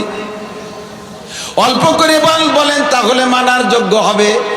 এত লম্বা টাইম জাহান্নামে থাকবো না, কারণ দুনিয়ার আগুনের চাইতে জাহান্নামের আগুন 100 গুণ পাওয়ার বেশি। দুনিয়ার সাধারণ এই আখের মিলের ভিতরে যে বয়লার আছে, ওর ভিতরে একটা মানুষ যদি ফেলানো হয়, একটা মানুষ নিঃশেষ হইতে ভস্ম হইতে কতক্ষণ লাগবে? 1-2 মিনিটের মধ্যে শেষ। কতক্ষণ ঠিক না? ওর ভিতরে যে আগুন, আরে লোহা পুইড়া পানি হয়ে যাচ্ছে, এই আগুনের ভিতরে দুনিয়ার আগুন, তার ভিতরে 1 মিনিটের বেশি থাকবো না। আর জাহান্নামের আগুনের চাইতে 99 গুণ পাওয়ার বেশি, ওর ভিতরে এত লম্বা টাইম থাকবো না। একটু কমায় বলেন। আল্লাহ পাক রব্বুল আলামিন বলেন না, ওয়ামাল হায়াতুদ দুনিয়া ইল্লা কালিল, আখিরাতের জিন্দেগি ওয়াইন্নাদ দারাল আখিরাতা লাহিয়াল হায়াওয়ান, আখিরাতের হায়াতের শেষ নাই, ওর মধ্যে তুমি ঢুকবা। কুল্লামা নাদিজাত জুলুদুহুম বাদদালনাহুম জুলুদান গায়র, তুমি মনে করছো পুড়ে ছাইবস্য হয়ে যাবা, মুহূর্তের মধ্যে তোমার আরেকটা দেহ বানাই দেওয়া হবে। ওই দেহের ভিতরে অনুভূতি শক্তি থাকবে আগের চাইতে 100 গুণ বেশি। আখিরাতের হায়াতের কোনো শেষ নাই। শাহ আব্দুল হক মুহাদ্দিসে দেহলভী দুনিয়ার আখিরাতের হায়াতের পরিমাণ বোঝানোর জন্য একটা উদাহরণ পেশ করেছেন। আমার দিকে খেয়াল করেন, এই জমিন থেকে প্রথম আসমানের দূরত্ব জীবন ভরে আমরা বাংলায় জানি 500 বছরের পথ। কতদিন? 500 বছরের পথ। শোনেন না, এই জমিন থেকে প্রথম আসমানের দূর কত দূর? 500 বছরের পথ। কিন্তু কোনো পরিবহনের নাম শুনছেন? পায়ে হাঁটা 500 বছর, না বাইসাইকেলের 500 বছর, না নসিমন করিমনের 500 বছর, না অটো রিক্সার 500 বছর, কোনো যানবাহনের নাম বলে নাই। 500 বছরের পথ বলা হয়েছে জমিন থেকে প্রথম আসমান। যে যানবাহনই হোক না কেন, পৃথিবীর চতুর্দিক দিয়ে মহা ফাঁকা। রকেটে 1 ঘন্টায় চলে 32,000 কিলোমিটার। এই রকেটে ফ্লাইটের পরে মঙ্গল গ্রহে যাইতে লাগে 6 মাস বিরতিহীনভাবে ওড়ে, তারপরও মঙ্গল গ্রহে যায়। আর মঙ্গল গ্রহ বেশি দূর না, মঙ্গল গ্রহ কালীগঞ্জ চৌরাস্তার কেবলই ওই পাশে, একেবারে কাছে, সবচাইতে নিকটে, পৃথিবীর কাছে মঙ্গল গ্রহ। তাই যাইতে লাগে 6 মাস, 32,000 কিলোমিটার ঘন্টায় চলে। তো দোস্ত, আসমান কত দূরে! এই বিশাল মহাকাশ, ফাঁকা আকাশকে যদি সরিষা দিয়ে ভরপুর করে দেওয়া হয়, খালি সরিষা আর সরিষা, তাহলে কত সরিষা হবে আমরা সবাই মিলে গুনে সারতে পারবো? এই বিশাল সরিষা ভান্ডারের পাশে যদি একটা মাঠ, খোলা মাঠ তৈরি করে একটা পাখিকে আল্লাহ তাআলা বলে, হে পাখি তুমি এখান থেকে সরিষা নিয়ে ওই মাঠে রাখো, এখান থেকে সরিষা নিয়ে ওই মাঠে রাখো। পাখি বলে, আল্লাহ ডেলি কতগুলো সরিষা নেব? আল্লাহ কা ডেলি কোনো সরিষা নাই, সপ্তাহে একটা নিবানা, মাসেও একটা নিবানা, বছরে একটা নিবানা, যুগেও একটা নিবানা, শতবর্ষে একটা নিবানা, 1000 বছর পরে একটা সরিষা এই মাঠ থেকে নিয়ে ওই মাঠে নিয়ে রাখবা। আল্লাহ এই একটা সরিষার ভিতরে 1000 বছর পরে একটা সরিষা নেব, তাহলে কয়টা নিয়ে থেমে যাব? কয় না, পুরো সরিষা শেষ করতে হবে। তো আব্দুল হক দেহলভী রহমতুল্লাহ আলাইহি বলেন, এই পাখিটাকে যদি আল্লাহ তাআলা সুযোগ দেন, আরো নিতে থাকে, নিতে এই বিশাল সরিষা ভান্ডার শেষ হয়ে যাবে। ও দোস্ত, তারপর আখিরাতের বছর আর আখিরাতের দিন শেষ হবে না। বলেন না সুবহানাল্লাহ। ওয়া ইন্না দারাল আখিরাতা লাহিয়াল হায়াওয়ান, আখিরাতের এই বিশাল লম্বা সময় আমাকে সেদিকে রওনা দিতে হবে দোস্ত। এখন দুনিয়ায় অল্প একটু হায়াতের ভিতরে আমাকে আখিরাতের এই বিশাল লম্বা সময় খরচ করার মতো ইনকাম করে নিতে হবে দুনিয়ার থেকে। যা আমি বলবো এই কিস্সা বলা আমার মাকসাদ না, শুধুমাত্র এতটুকু বুঝাইতে চাইছি যে দুনিয়া কতটুক আর আখিরাত কতটুক। দুনিয়ায় 70 বছর যদি হায়াত পেয়ে থাকেন, এই 70 বছরের হায়াত আখিরাতের হায়াতের সামনে 2.5 থেকে 3 সেকেন্ড। কতটুক? 2.5 থেকে 3 সেকেন্ড। এই 2.5 থেকে 3 সেকেন্ড টাইমের ভিতরে আপনি ইনকাম করবেন, অনাদি অনন্তকাল জান্নাতে থাকবেন, ভোগ করবেন জান্নাতের নিয়ামত, বিশাল জান্নাত আপনি ইনকাম করবেন। এইটা ইনকাম করার জায়গা আপনার এই দুনিয়ায় বসে মাত্র 2.5 থেকে 3 সেকেন্ডের ভিতরে। এন্ড অল্প একটু সময়ের ভিতরে আমি কিভাবে বিশাল জান্নাতের হাজার হাজার নাজ ও নিয়ামত ইনকাম করে যাব, আমার দিক হবে সবাই এদিক খুব লক্ষ্য করে খেয়াল করতে হবে। সময় কম কামাই বেশি। আমি ফাঁকে ফাঁকে বলি আল আমালু কলিল আল আজরু কাসির, বুখারী শরীফের হাদিসের অংশ। সময় কম কামাই বেশি। অল্প একটু সময়ের ভিতরে 3 সেকেন্ডের ভিতরে আমি বিশাল জান্নাত ইনকাম করে যাব। সহজ সরল পদ্ধতি। আল্লাহ পাক বলেন, আল্লাহ পাক রব্বুল আলামিন বলেন, মান কানা ইউরিদু হারসাল আখিরা নাজিদ লাহু ফি হারসিহি। যে ব্যক্তি আখিরাতের ক্ষেত চাষ করে, খেয়াল করতেছে না? খেয়াল করতেছেন? যে ব্যক্তি আখিরাতের ক্ষেত চাষ করে, আল্লাহ পাক রব্বুল আলামিন বলেন, নাজিদ লাহু ফি হারসিহি, আমি তার প্রত্যেক চাষের ভিতরে বরকত দিয়ে দেই। পরিশ্রম করবে কম, পারিশ্রমিক দেব বেশি। ডিউটি করবে কম, বেতন দেব বেশি। তারা ইবাদত করবে কম, তাদেরকে নেকি দেব বেশি।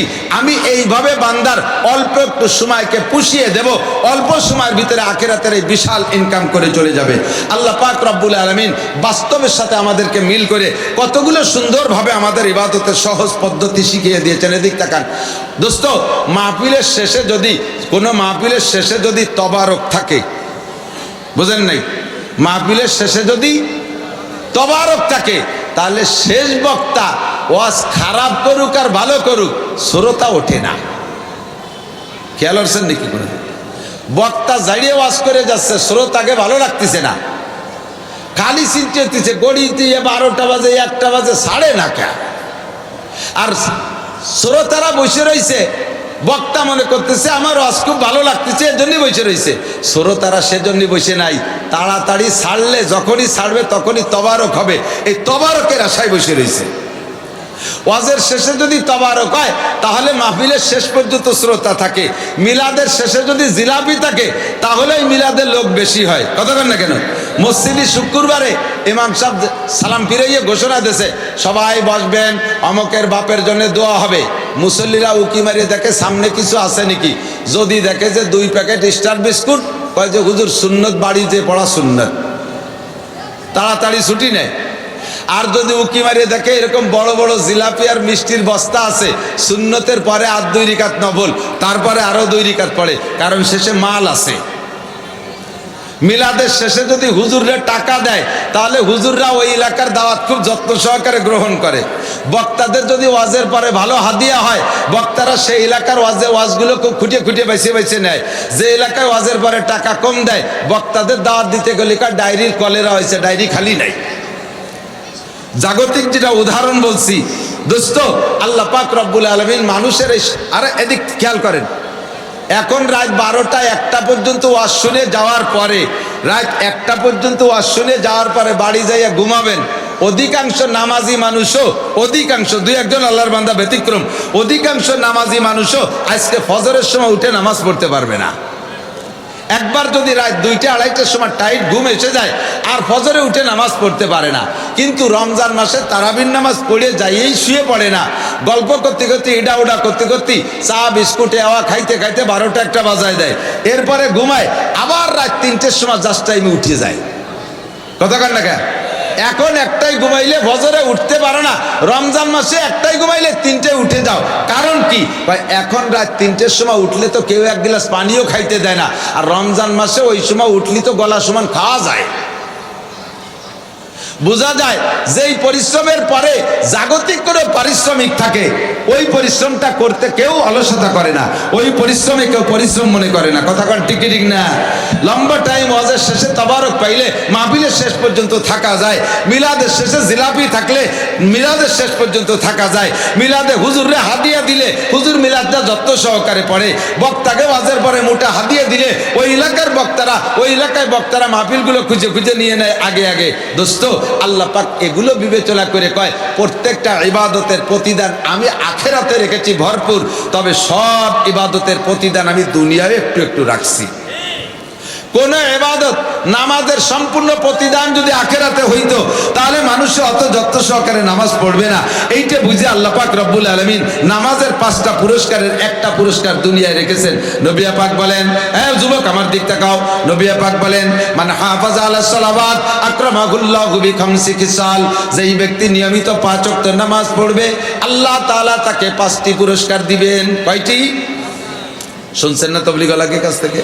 আবারও শোনেন রিডিং ইবারতের হাদিস থেকে। 5টি পুরস্কারের ভিতরে 4টি পুরস্কারই আখিরাতের জন্য, 4টি পুরস্কার মরার পরে, আর একটা পুরস্কার আল্লাহ তাআলা দুনিয়ায় রাখছে। 5টা ধরেই যদি আখিরাতের জন্য রেখে দেই তাহলে মানুষের নামাজের জন্য অতটা আগ্রহী হবে না। একটা পুরস্কার তবারক হিসেবে দুনিয়ায় রাখছি, সেটা হলো ইউরফা আনহু যিকুল আইশ। ও যুবক, যত সমন্বয়ে আন্দোলন করো, যত যা কিছু করে না কেন, চাকরির সমন্বয়ের জন্যই তো আন্দোলন।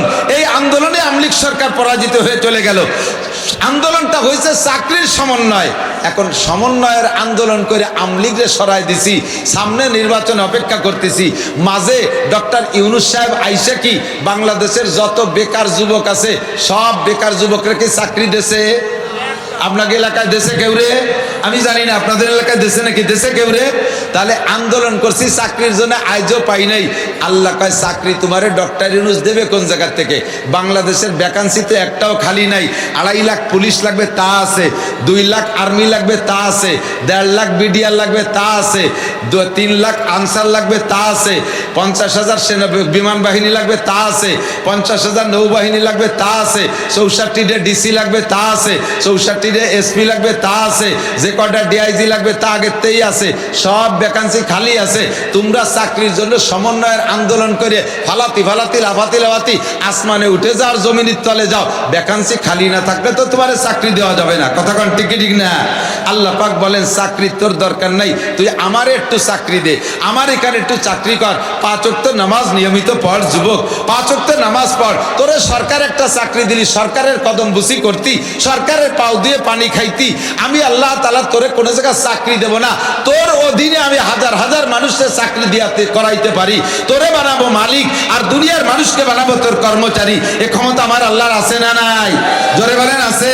আল্লাহ পাক আপনাকে এভাবে রিজিকের প্রশস্ততা দেওয়ার জন্য ওয়াদা করেছেন, তুমি 5 ওয়াক্ত নামাজ পড়ো, খামসু সালাওয়াতিন ইফতারাজাহুন্নাল্লাহ, 5 ওয়াক্ত নামাজ পড়ো, তাহলে তোমাকে 1 নম্বর পুরস্কার দেওয়া হবে, তোমাকে দুনিয়ায় রুজির অভাব রাখবে। ভালো করে বোঝেন, রুজির অভাব রাখবে না মানে রিক্সা চালানোওয়ালাকে আল্লাহ তাআলা বিমানের পাইলট বানাই দেবে তা না। মাঠে কামলা দেয়, কিসেন বেছে, ওই লোকটারে আল্লাহ তাআলা শিল্পপতি কোটিপতি বানাবে তা না।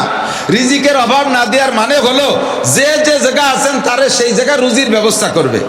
একটা লোক দিন ভরে 500 টাকা কামাই করেন, ওই লোকটা যদি নামাজ পড়েন তাহলে আপনার একদিনও মিস হবে না, ডেলি আপনি 500 টাকা ইনকাম করতে পারবেন। একটা লোক 5,000 টাকা ইনকাম করে, ওই লোকটা নামাজ পড়লে ডেলি তার 5,000 টাকা ইনকামের দরজা খোলা থাকবে। একটা লোক 1 কোটি টাকা ডেলি ইনকাম করে, ওই লোকটা যদি নামাজি হয় তাহলে ডেলি তার 1 কোটি টাকা ইনকামের দরজা খুলে থাকবে। রিজিকের অভাব হবে না মানে এইটা। আবার এরা বুঝেন না যে নামাজ পড়া শুরু করলাম আল্লাহ তোমারে কোটিপতি বানায় না, কোটিপতি হবেন না। আল্লাহ তাআলা আপনার রুজির অভাব দূর করে দিবে।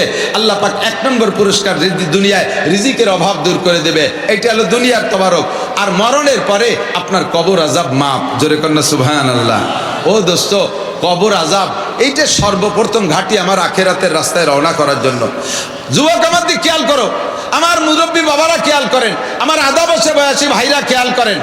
40-50 বছর বয়স হয়ে যাচ্ছে, আজও আপনি নামাজের খেয়াল করেন না, আজও আপনি আখিরাতকে ভাবেন না। আপনার চোখের পাওয়ার দুর্বল হয়ে গেছে, হাঁটুর বল কমে গেছে, বাহুর শক্তি কমে গেছে, আপনার ইনকাম করার ক্ষমতা কমে গেছে।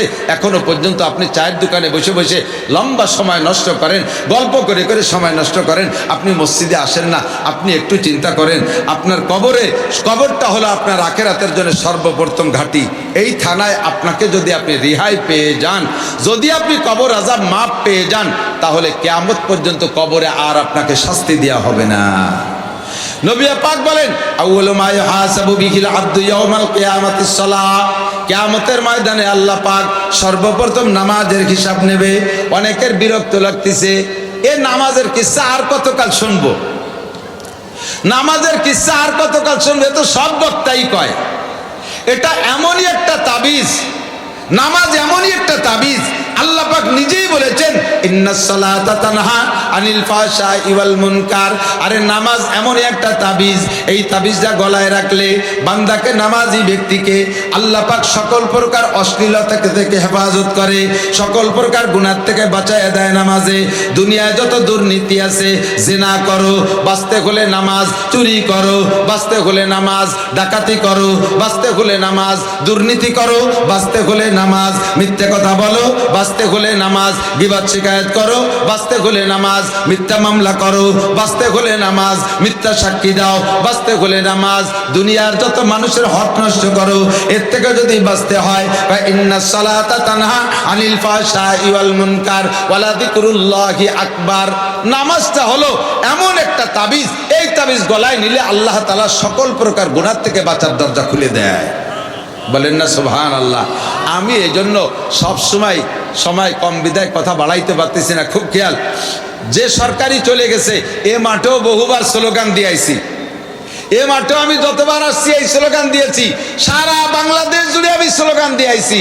সরকারে পরামর্শ দিতাম, আমার গোপালগঞ্জের সরকার, আমলিগ সরকারে সেই টুঙ্গিপাড়া বসেও বুদ্ধি দিছি, যদি বাংলাদেশে আন্দোলন থেকে আন্দোলনের মুখে পড়ার থেকে যদি বাঁচতে চান, আর এক চাটিয়া ভাবে আপনি দীর্ঘ টাইম যদি রাষ্ট্র ক্ষমতা হাতে রাখতে চান, তাহলে মাত্র 3 থেকে 4টে পরামর্শকে বাস্তবায়ন করেন, ইনশাআল্লাহ আপনার এগেনস্টে কেউ দাঁড়াবে না, আপনার এগেনস্টে কেউ দাঁড়াবে না। আমরা বক্তারা সারা বাংলাদেশ থেকে, মাঠের থেকে ভোট কালেকশন করে দেবো, আপনার নৌকো ভরিয়ে দেব। মাত্র 4টে প্রস্তাব। 1 নম্বরে, জাতীয় সংসদ থেকে নামাজটাকে বিল আকারে পাশ করা হোক। কথা বলেন, আপনারা একমত কারা কারা একটু দেখাবেন? নামাজ বিল আকারে পাশ হোক, চান আপনারা? নামাজ বিল আকারে পাশ হলে আপনারা একমত? জোরে বলেন একমত। 2 নম্বরে, পর্দা বিল আকারে পাশ করা হোক, একমত? 3 নম্বরে, যাকাতটাকে বিল আকারে পাশ করে যথাযথ আদায় করা হোক, একমত? 4 নম্বরে, কাদিয়ানীদেরকে কাফের ঘোষণা করা হোক। জোরে বলেন, কাদিয়ানীরা মুসলমান না কাফের? মাশাআল্লাহ, হাত নামান, জাযাকুমুল্লাহ। এই 4টে দাবি করছি, বেশি করি নাই। কেন করছি? আল্লাহ পাক বলছেন, তোমার নেতারা যত দুর্নীতি করে, খেয়াল করে না, রাজনৈতিক নেতারা, আর সমস্ত শান্তির চাবিকাঠি আল্লাহ তাআলা তাদের কাছে দিয়েছে। বিশ্বনবী বলেন, ইযা কানা উমারাকুম খিয়ারাকুম, যখন তোমাদের নেতারা হবে ভালো মানুষ, ওয়া আগনিয়াকুম সুমহাকুম, ধনীরা হবে দানশীল, ওয়া উমুরুকুম শুরা বাইনাকুম, তোমাদের সব কাজগুলো হবে পরামর্শ সাপেক্ষে, ফাজাহরুল আরদে খায়রুম মিন বাতনিহা, তখন তোমাদের মরার চাইতে বেঁচে থাকার মধ্যে শান্তি বেশি, কবরের চাইতে দুনিয়ায় তোমাদের শান্তি বেশি। এই সময় তোমরা আল্লাহর কাছে সুস্থতার সাথে লম্বা হায়াত চাইবা। নবী পাক বলেছেন, শান্তির চাবিকাঠি, নেতারা যদি ভালো হয়, নেতারা যদি নামাজি, আমার দিক, নেতারা যদি নামাজি হয়, নেতারা যদি সুন্নতি হয়, নেতারা যদি টুপিওয়ালা হয়, নেতারা যদি পর্দাশীল হয়, নেতারা যদি জাতির হক মাইরা না খায়, কথা বলেন ঠিক কি ঠিক না? নেতারা রাস্তা মাইরে খায় না। এই রাস্তা বানালো কোন নেতা? যশোরের থেকে এই পর্যন্ত আসতে মাজার খিল খুলে যায়। সুবহানাল্লাহ। এই বঙ্গে আসার মেন রাস্তা ছিল এইটা, এত ভালো রাস্তা গেল কোথায়? সরকারের বাজেট বরাদ্দ, সরকারের বাজেট বরাদ্দ যাররা পরিমাণ কম থাকে না। খাইলো কোন চোর? কোন চোর এই রাস্তা মাইরে খাইলো? আর সেই চোররে ভালো করার জন্য দুনিয়ার কোন র‍্যাব কুবরা আর আর্মি বিডিআর দিয়ে সোজা করা সম্ভব না। আল্লাহ পাক বলেছেন, তাহলে নেতা ভালো হবে, রাস্তার মাল মারিয়ে খাবে না। কথা কোন ঠিক কি ঠিক না? টোন মারে, মন মারে, রাস্তা মারে, খাল মারে, বিজিএফ কার্ড মারে, রাস্তার পিচ খেয়ে বেলায় দেয়, কুয়া খেয়ে বেলায়, কারেন্টের খাম্বা তার সহ গিরে খেয়ে বেলায় দেয়। এটা কি হাটহাজারী মাদ্রাসার হুজুররা খায়? আরে কথা কয় না। আপনাদের এই জিনেদা কালীগঞ্জ যশোর রোডের পিচ কুয়া কি হাটহাজারী হুজুর খাইছে? বলিদাপাড়ার হুজুর, রেল স্টেশনের হুজুর, পটিয়ার হুজুর, বাংলাদেশের কোনো হুজুর খাই নেই। খাইছে যে তারে ভালো হওয়ার জন্যে, তারে ভালো হওয়ার জন্য উপর থেকে ডিরেকশন আসছে। সে যদি ভালো হয় তাহলে রাস্তা ভালো হবে, ওরা যদি ভালো হয় দেশে শান্তি হবে। যত অশান্তির গুরু, সমস্ত অশান্তি তাদের হাতে, তারাই অশান্তি বাঁধাইছে, তাদের হাতে শান্তির চাবিকাঠি, তারা হলো নেতারা। হুজুর বলেন ইজা কানা উমারাকুম খিয়ারাকুম, জাতীয় সংসদে নামাজের বিল পাশ করতে বলছি, তাতে আগে নেতাকে নামাজ পড়া লাগবে না? যেই মন্ত্রী বা যেই প্রধানমন্ত্রী বা যেই প্রেসিডেন্ট নামাজের বিল পাস করবে, উনারও তো নামাজ পড়া লাগবে ঠিক মতো। উনি চিন্তায় পড়ে গেছে, আল্লাহ সবাইরে ভর্তি করছে, আমারও পড়া লাগবে না। এই বয়তে কয় না, যে যা পারো পড়ো, না পারো বাদ দাও। নামাজ ছাড়া দেশে শান্তি আসার কোনো উপায় নাই। আর এই নামাজ আমরা ওয়াজ করে পড়াতে পারবো না। নামাজের পিছনে পিটানোর হুকুম আসছে। ক্বালা রাসূলুল্লাহ সাল্লাল্লাহু আলাইহি ওয়াসাল্লাম ওয়াজরিবুহুম আলাইহা ওয়া হুম আবনাউ আশারা সিনিন। তোমাদের বাচ্চাদের বয়স যখন ছেলে হোক আর মেয়ে হোক 10 বছর অতিক্রম করে একটা দিন বেশি হয়ে যাবে, সাথে সাথে যদি ওই ছেলেটা নামাজ না পড়ে, ওই মেয়েটা 10 বছর পুরার পর একদিন বেশি হয়েছে আর সেই দিন সে নামাজ পড়ে নাই, ওয়াজরিবুহুম আলাইহা, তাকে নামাজের কারণে একটা পিটান দেওয়া আব্বা মার জন্য ওয়াজিব হয়ে যায়। তাহলে বোঝা যায় হাদিসে প্রমাণ নামাজ পিটাই পড়ানোর অধিকার আছে। কথা বলেন ঠিক ঠিক না? অধিকার না, বরঞ্চ দায়িত্ব আছে। যদি নামাজ পড়ানো হইতো তাহলে বাংলাদেশে সব কিছু শান্ত হয়ে যেত। এজন্য দোস্ত, একটা তাবিজের দাবি আল্লাহ ইন্না সালাতা তানহা আনিল ফাহশাই ওয়াল মুনকার, নামাজ পড়ো, দুনিয়া সকল প্রকার দুর্নীতি থেকে মুক্ত হবে। এই জন্যে দুনিয়ায় নামাজ পড়বো, কবরে যাওয়ার পরে প্রথম ঘাটি কবর আযাব, এটা নামাজে মাফ করে দেবে। কিয়ামতের ময়দানে কোটি কোটি মানুষের ভিতরে আপনাকে পুলসিরাত পার হয়ে জান্নাতে যাওয়া লাগবে। পুলসিরাত পার হইতে একটা টিকিট লাগবে, ওই টিকিটের নাম হলো আমল নামা। ওইটা যদি ডান হাতে পান তাহলে আপনি পুলসিরাত পার হইতে পারবেন নিরিবিলি। আর নামাজি ব্যক্তিকে আল্লাহ তাআলা কিয়ামতে ডান হাতে আমল নামা দান করবে। বলেন না সুবহানাল্লাহ। ডান হাতে আমল নামা পেয়ে আপনি এবার জান্নাতে যাবেন। ফেরেশতাদের কাছে জিজ্ঞেস করছে, ভাই টিকিট তো পেয়ে গেছি, ভেস্তে কোন দিক? তো ফেরেশতারা বলবে যে এই পোল পার হয়ে যেতে হবে। এই যে পুল দেখতেছেন না, এটার নাম সিরাত, এটা পার হতে হবে। ওইটার উপার হলো বেহেশতে, আর ওই পুল সিরাতের নিচে হলো জাহান্নাম। ওইটা পার না হয়ে জান্নাতে যেতে পারবেন না। তখন আপনি পুল সিরাতের গোড়ায় যে দেখবেন 30,000 বছরের পথ, গেটে লেখা রয়েছে 30,000 বছরের পথ। সমতলে এইভাবে উঠতে 10,000, সমতলে 10,000, নামতে 10,000, 30,000 বছরের পথ আপনাকে পার হইয়া তারপরে জান্নাতে যেতে হবে। ভয়তে আপনি চক্ষু বন্ধ করে বসে পড়বেন। ওরে কপাল, এত বড় লম্বা রাস্তা, চিকন হীরার চাইতে ধার, চুলের চাইতে চিকুন, ধরার জন্য কোনো বাস নাই যে পাততলেরটা ভাঙ্গে গেলি কমপক্ষে উপরেরটা ধরে বাইয়েছে চলে যাব, সে ব্যবস্থাও নাই। ও আল্লাহ, এত বড় পুল পার হবো কি দিয়ে? ভয়তে চক্ষু বন্ধ করে বসে রয়েছেন, চিন্তা করতেছেন, আরে এ পুল না পার হইলে তো ভেস্তে যেতে পারবো না। এ জায়গা ভয় পেয়ে চোখ বন্ধ করে বসে থাকলে কি হবে? পার তো হতেই হবে। দেখি কোনো মতে হামাগুড়ি দিয়ে পারি নাকি। আপনার ডান হাতে জান্নাতের আমলনামা আছে, বাস আপনি চোখ খোলার সাথে সাথে দেখবেন কোন ফাঁকে পুলসিরাত পার হয়ে উপার চলে গেছেন, তা আপনি নিজেও টের পান না। পুলসিরাত পার হওয়ার পরে এবার পদ্মার স্বর আর মেঘনার স্বর আর বঙ্গোপসাগরের স্বরের মতো ফাঁকা স্বরের পথে ঘুরে বেড়ানো লাগবে না। বেহেশতে খুঁজে পাচ্ছেন না এমন না। নবী পাক বলেন ওয়াদখুলুল জান্নাতা বিগাইরি হিসাব, নামাজি ব্যক্তি বিনা হিসাবে জান্নাতি। নামাজি ব্যক্তি বিনা হিসাবে জান্নাতি। যে কথা বলতে চাইছি, আল্লাহ পাকের ওয়াদা, মান কানা ইউরিদু হারসাল আখিরা নাজিদ লাহু ফি হারসিহি, যে ব্যক্তি আখিরাতের ক্ষেত চাষ করে আল্লাহ তাআলা তাকে তার চাষের ভিতরে বরকত বাড়াইয়া দেয়। নামাজ পড়বে, মসজিদে যায় এক ওয়াক্ত, তারে 527 ওয়াক্ত নামাজের সওয়াব দেওয়া হবে। কোরআন শরীফ থেকে একটা হরফ পড়বে, তাকে 10টি নেকি দান করা হবে। জোরে কন্না সুবহানাল্লাহ। সুন্নতের আমল করবে একটা সুন্নতের পর আমল করবে। নবী পাক বলেন মান তামাসসাকা বিসুন্নতি ইনদা ফাসাদে উম্মতি ফালাহু আজরু মিয়াতি শাহীদ। যে সময় সুন্নতগুলো দুনিয়া থেকে মিটে যাওয়ার সম্ভাবনা দেখা দেবে, মুসলমানদের অলসতার কারণে, অমুসলমানদের ষড়যন্ত্রের শিকার হইয়া মুসলমানরা সুন্নতগুলো একেবারে ভিতর থেকে বাদ দিতে শুরু করবে। মেশক বাদ্যে বিরাজ শুরু করবে। সুন্নতি পাজামা জুব্বা বাদ দিয়া প্যান্ট শার্ট আর গেঞ্জি পরা শুরু করবে। মুসলমান এমন করে সুন্নতগুলো বাদ দেবে, দস্তারখানে খানা খাওয়া বাদ দিয়ে টেবিলি খাওয়া শুরু করবে। এইরকম মুহূর্তে যদি সুন্নতকে জিন্দা করার উদ্দেশ্যে আমার কোনো উম্মত একটি সুন্নতের পর আমল করে, আল্লাহ পাক তাকে 100 শহীদের সওয়াব দান করে। বুঝেন নাই কথা? আমল করবেন কম, নেকি পাবেন বেশি। একটা সুন্নতে 100 শহীদের সওয়াব। আল্লাহু আকবার। ও দোস্ত, সাথে সাথে আল্লাহ একথা বলেন নাই যে ব্যক্তি আখেরাতের জন্য আমল করে ওরে শুধু আখেরাতই দেই, দুনিয়া দেই না তা না, তাকে আল্লাহ তাআলা প্রত্যেক আমলের বিনিময়ে দুনিয়াও দেয়। রোজা রাখি ভাই, রোজা রাখি দুনিয়ার জন্য না আখেরাতের জন্য? একটু কথা বলেন। রোজা রাখছি আল্লাহর কাছে আখেরাতে পুরস্কার পাবো সেই জন্য না? সহজে শুনে নেন, রোজাদারদেরকে আল্লাহ তাআলা নিজ হাতে আরশে আজিমের নিচে বসাইয়া 500 বছর পর্যন্ত বুকে উঠাইয়া ইফতার খাওয়াবে। আমি রোজা রাখছি এই আশায়, ঠিক কিনা? নবী পাক বলে ইউজাদু ফিহি রিজকুল মুমিন। প্রত্যেক ইবাদতের বিনিময়ে আল্লাহ দুনিয়াও রেখেছেন। তুমি যদি রমজানে রোজা রাখো, প্রতিদান তো আখেরাতে এভাবে পাবা, তবে রোজার বিনিময়ে আল্লাহ তাআলা রমজানে তোমার রুজির বরকত বাড়ায় দেবে। বাস্তবে দেখেন, এদিক তাকান, রমজানে যারা রোজা রাখেন তারা বেশি খায় নাকি রমজানে যারা বাড়ি থেকে রোজা রাখে না তারা বেশি খায়? আপনারা কি জানেন আমি জানি না।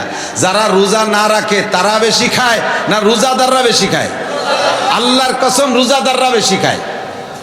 রমজানে যারা রোজা রাখবে, বাড়ি ফ্যামিলির সদস্য 5 জন, 5 জনই সাবালেগ, মা বাপ আর 3টে ছেলে মেয়ে, তো 4 জনে রোজা রাখে। ছোট ছেলেটার বয়স 22 বছর, ও নাবালেগ, ও রোজা থাকে না। এই দামড়াটা রোজা থাকতে পারে না। এখন যে 4 জনের রোজা রাখবে, শেষ রাত্রির সেহেরির ভালো খাবার যতক্ষণ পর্যন্ত কুলায় পেটে ধরে অতক্ষণ পর্যন্ত আর ওরা কম খায় না। ভালো ভালো মাথা, গোশত ইত্যাদি মাইটিয়ে পরান কলিজা দিয়ে পেট ভরে খাইয়া, দুধ টুধ যা ছিল, কলা ফল ফ্রুট আমটাম সব খাইয়ে সাবার করে দিয়ে বেরোজাদারের জন্য ওই বলের ভিতরে যা আছে ওই অবস্থায় তা জালি দিয়ে ঢাকেও না, টেবিলের উপরে সেইভাবে রয়েছে বেলানু, উন্ডা নামাজ পড়ে ঘুমাই রয়েছে। বুঝদারিটা সকালবেলা উঠে ওর মারে কয়, মা খাবার কো? হ্যাঁ, ওখানে যা আছে তাই খা, কথা কইস না শয়তান। এমন দমক দেশে বয়তে আর খাবারের কথা করতে পারে না। যা ছিল ওই নরম তরম ওই একটু কোনো মতে খাইছে, মনটা খারাপ। দুপুরবেলা কয়, মা এখন কি খাবো? শয়তান, কথা কবি না, সাইডে মুড়ি খা। দুপুর সাইডে মুড়ি, মা সাইডে গরম ভাত। এই বেরোজাদারের জন্য গরম ভাত রান্না করে আমি জাহান্নামে যেতে পারবো না, সাইডে মুড়ি খেয়ে চুপ করে থাক, কথা কইস না। সারাদিন দুপুরবেলা সাইডে মুড়ি খাইয়ে পেটটা তৈ তৈ করে, মাঝে মাঝে একখান বিস্কুট খায় দোকানে যায়। সন্ধ্যার সময় ইফতারি আইটেম জোগাড় করছে 20 প্রকার। এই 20 প্রকারের ইফতারি নিয়ে এই 4 জন বসছে। ইন্দ্রাও প্ল্যান করছে যে ওরে খাতি দেবো না। মাগরিবের একটু আগে ওরে বিভিন্ন কাজে আড়ায়, গরুর ঘরে দরজা দে, মুরগির ঘরে দরজা আটকা, আজান দেবে দেবে বাপ, এই সময় জগ দিয়ে পাঠাই দিয়েছে, যা ওই টিউবওয়েলেতে পানি নিয়ে আয়। ও টিউবওয়েলেতে পানি আনতে আনতে আজান দিয়েছে, এরা ধমাধম করে মারিয়ে দিয়েছে সাফ করিয়া। ও পানি আনিয়ে দেখে যে আছে কটা সুলা মুড়ি, মা আমার জন্য কয় যা আছে তাই কথা কবি না শয়তান। সারাটা দিন এভাবে নাকাতি নাকাতি কাটছে। রাইতে এখানে কয়, মা আমি কি তারাবির আগে খাবো? শয়তান, ভাতের হাড়িতে হাত দিবি না, রোজাদারের আগে হাতে বাড়িতে হাত দিলি বরকত থাকে না। সবাই নামাজ পড়িয়ে এসে আমরা খাবো, তারপরে তুই খাবি। দিনটা যায় তার না খাতি কথা কর না। ইফতারির সময় মোটা আইটেম ইফতার রোজাদাররা খায়, সেহরির খানা রোজাদাররা খায়, রাইতে খানা রোজাদাররা খায়। এমনি সময় আপনারা যা খান না খান, রমজান মাসে প্রত্যেকে বাড়ির খাবারের আইটেম বাড়ে, কমে না বাড়ে? এখন কয়জনে খেজুর খান, সুলা, বেগুনি, পেঁয়াজি, কত কিছু আইটেম রমজান মাসে খাই, শরবত খাই, কত কিছু খাই। সব কিছু রুজির বরকত কে দেয়? আল্লাহ তাআলা ইবাদতের বিনিময় দেয়। তবে ইবাদত করব আমি এ আশায় না, ইবাদত করব কার আশায়? আল্লাহ পাকের আশায়। ইবাদতের মধ্যে কোনো শিরিক হবে না। আল্লাহ কয়, ওয়ালা ইউশরিক বিইবাদাতি রাব্বিহি আহাদা, কোনো ইবাদতের মধ্যে তুমি শিরিক করবা না, দুনিয়ার লোভে তুমি ইবাদত করবা না। তবে আমার সিস্টেম, আমি দুনিয়া তোমারে দেব ইবাদতের বিনিময়ে। এ ভাই এদিক তাকান, যে ইবাদতটাই বলবো না কেন আল্লাহর রহমতে দেখবেন তার বিনিময় তো আখিরাতে আছে, নগদে দুনিয়ায়ও আছে। পর্দা করা ইবাদত, বলেন পর্দা করা। সমাজে যে সকল মেয়েরা বেপর্দা করে তাদের দাম বেশি না পর্দানশীল মেয়েদের দাম বেশি? বোঝেন নাই কথা? যে মেয়েটা খালি গায়ে খালি মাথায় মুখ খুলে কালীগঞ্জ বাজার করে বেড়ায়, পুরুষের সাথে ঠেলা ধাক্কা খাইয়ে বেড়ায়, ওই মেয়েটার কোনো সম্মান শ্রদ্ধা আছে? যে মেয়েটা 100% পর্দা করে ওই মেয়েটাকে সকলে ভালোবাসে। মহল্লার কোনো বাচ্চা কাচ্চা যদি দুর্বল অসুস্থ হয়, প্রাথমিক ঝাড় ফুকের জন্য কয়, এ আব্দুর রহমানের মার কাছে যা, উনি কোরআন শরীফ পড়ে, উনি নামাজ পড়ে, উনি পর্দা করে, কোনো পুরুষের সামনে যায় না, উনার কাছে নিয়ে যা, দেখবেন তার কাছে সম্মানের সাথে নিয়ে যায়। ঠিক কি ঠিক না? তাহলে পর্দা ইবাদতের বিনিময় আখিরাতে পাবে, দুনিয়ায় আছে। দাড়ি যে রাখে আর রাখে না, দুইজনের মধ্যে সম্মান কার বেশি বলেন তো? কথা কয় না। বড় ভাইয়ের বয়স 40, বড় ভাইয়ের বয়স 40, দাড়ি কাইটে ক্লিন শেভ, একেবারে প্যান্ট শার্ট লাগাইয়া ইয়াং। ছোট ভাইয়ের বয়স 25, মাদ্রাসার হুজুর, এত বড় দাড়ি রাখছে। এই 25 বছরে ছোট ভাই দাড়িওয়ালা, আর 40 বছরে বড় ভাই প্যান্ট শার্ট পরে ইয়াং যুবক সাইজা, দুই ভাই একসাথে বাজারে যাবে কালীগঞ্জ কাপড়ের দোকানে। যদি অপরিচিত হয় তাহলে দেখবেন দোকানদার কারে কেমন সম্মান করে। বড় ভাই তো ইয়াং হয়ে গেছে, ওরে যুবকের মতো দেখা যায়, অল্প বয়সী, ওরে দোকানদার এই ছেলেরা সরিয়ে দাঁড়াও, ছেলেরা নিচে দাঁড়াও। ছোট ভাই 25 বছর, তারে কাকা চেয়ারে বসেন। বড় ভাইরে ধাক্কাইয়া পোলাপান বলে রাস্তা দোকানেতে নামায় দেয়, আর ছোট ভাই দাঁড়িয়ে আছে তারে সম্মান করে সুন্নতি কায়দায় তারে চেয়ারে বসায়। কথা বলেন ঠিক কি ঠিক না? তো দুনিয়ায় প্রত্যেকটা ইবাদতের প্রতিদান আখিরাতে আছেই আছে। আল্লাহ পাক রব্বুল আলামিন দুনিয়ায় রেখেছেন, আমি যে ইবাদতই করব এটা আমাকে আল্লাহ তাআলা কোনো জগতে প্রতিদান দিতে কম করবেন না। কাজে আমি পাক্কা সিদ্ধান্ত নেই, আমার যুবকরা, এদিক তাকাও, যারা নামাজ না পড়ো আজকে থেকে একটু পাক্কা সিদ্ধান্ত নাও, এখন থেকে নামাজ পড়বই। একটু বলা যাবে না? ইনশাআল্লাহ পড়বেন না, নামাজ পড়বেন। আমি কই নামাজ পড়বই, কই ইনশাআল্লাহ, তার মানে ইনশাআল্লাহ পড়বে, নামাজ পড়বে না। যারা ইনশাআল্লাহ কয় ওরা ফাকির গুরু। বলেন নামাজ পড়বই, একটু বলেন না নামাজ পড়বই। শুধু শুক্রবারে, বছরে 2 ঈদ, 5 ওয়াক্ত, বলেন কয় ওয়াক্ত? 5 ওয়াক্ত, 5টা পুরস্কার পাবেন। 1 নম্বরে রুজির অভাব থাকবে না, সাথে রুজির অভাব দূর করার জন্য আরেকটা আমল শিখে দেয়। দিক তাকান, হাদিসে আসছে পরিষ্কার, হুজুর বলেন 2টা জিনিস জীবনে কোনোদিন এক জায়গা হতে পারে না। আমাদের সমাজে পরিচিত আছে 2টা জিনিস এক জায়গা হতে পারে না, আগুন আর পানি। কথা কয় না? আগুন আসলে পানি থাকতে পারে না, পানি আসলে আগুন থাকতে পারে না, এই দুটি এক জায়গা হতে পারে না। কিন্তু জগতে তাও প্রমাণ আছে, আগুন আর পানিকে আমি একসাথে বের হতে দেখছি। চট্টগ্রামে একটা পাহাড় আছে, ওই ঝর্ণায় দিয়ে পানি বেরোয়, পানি ঠান্ডা, আবার ওই পানির ভিতর দিয়ে পথ করে উপরে আগুন বেরোচ্ছে, ওখানে শুকনো লাকড়ি ধরলে আগুন ধরে যায়। তা আগুন আর পানি একসাথে বের হয়, এরও প্রমাণ আছে। কিন্তু হুজুর বলেন একটা জিনিস, 2টা জিনিস একত্রিত হতে পারে না। আগুন পানি এক হতে পারে, কিন্তু 2টা জিনিস এক জায়গা হয় না। সূরা রাতের বেলা সূরা ওয়াকিয়ার তিলাওয়াত আর অভাব। আপনি অভাবে ভুগছেন।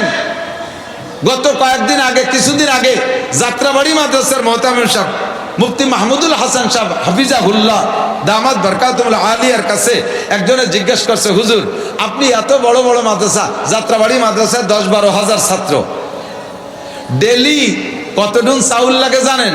আমাদের এই বলিদাপাড়া মাদ্রাসার হিসাব শুনবেন হুজুর, তাতে আপনার চোখ গরম হয়ে যাবে। আর নানুপুর মাদ্রাসায়, চট্টগ্রাম নানুপুর মাদ্রাসায় ডেলি 82 মণ চাউল লাগে, বোর্ডিংয়ে ডেলি 82 মণ চাউল লাগে।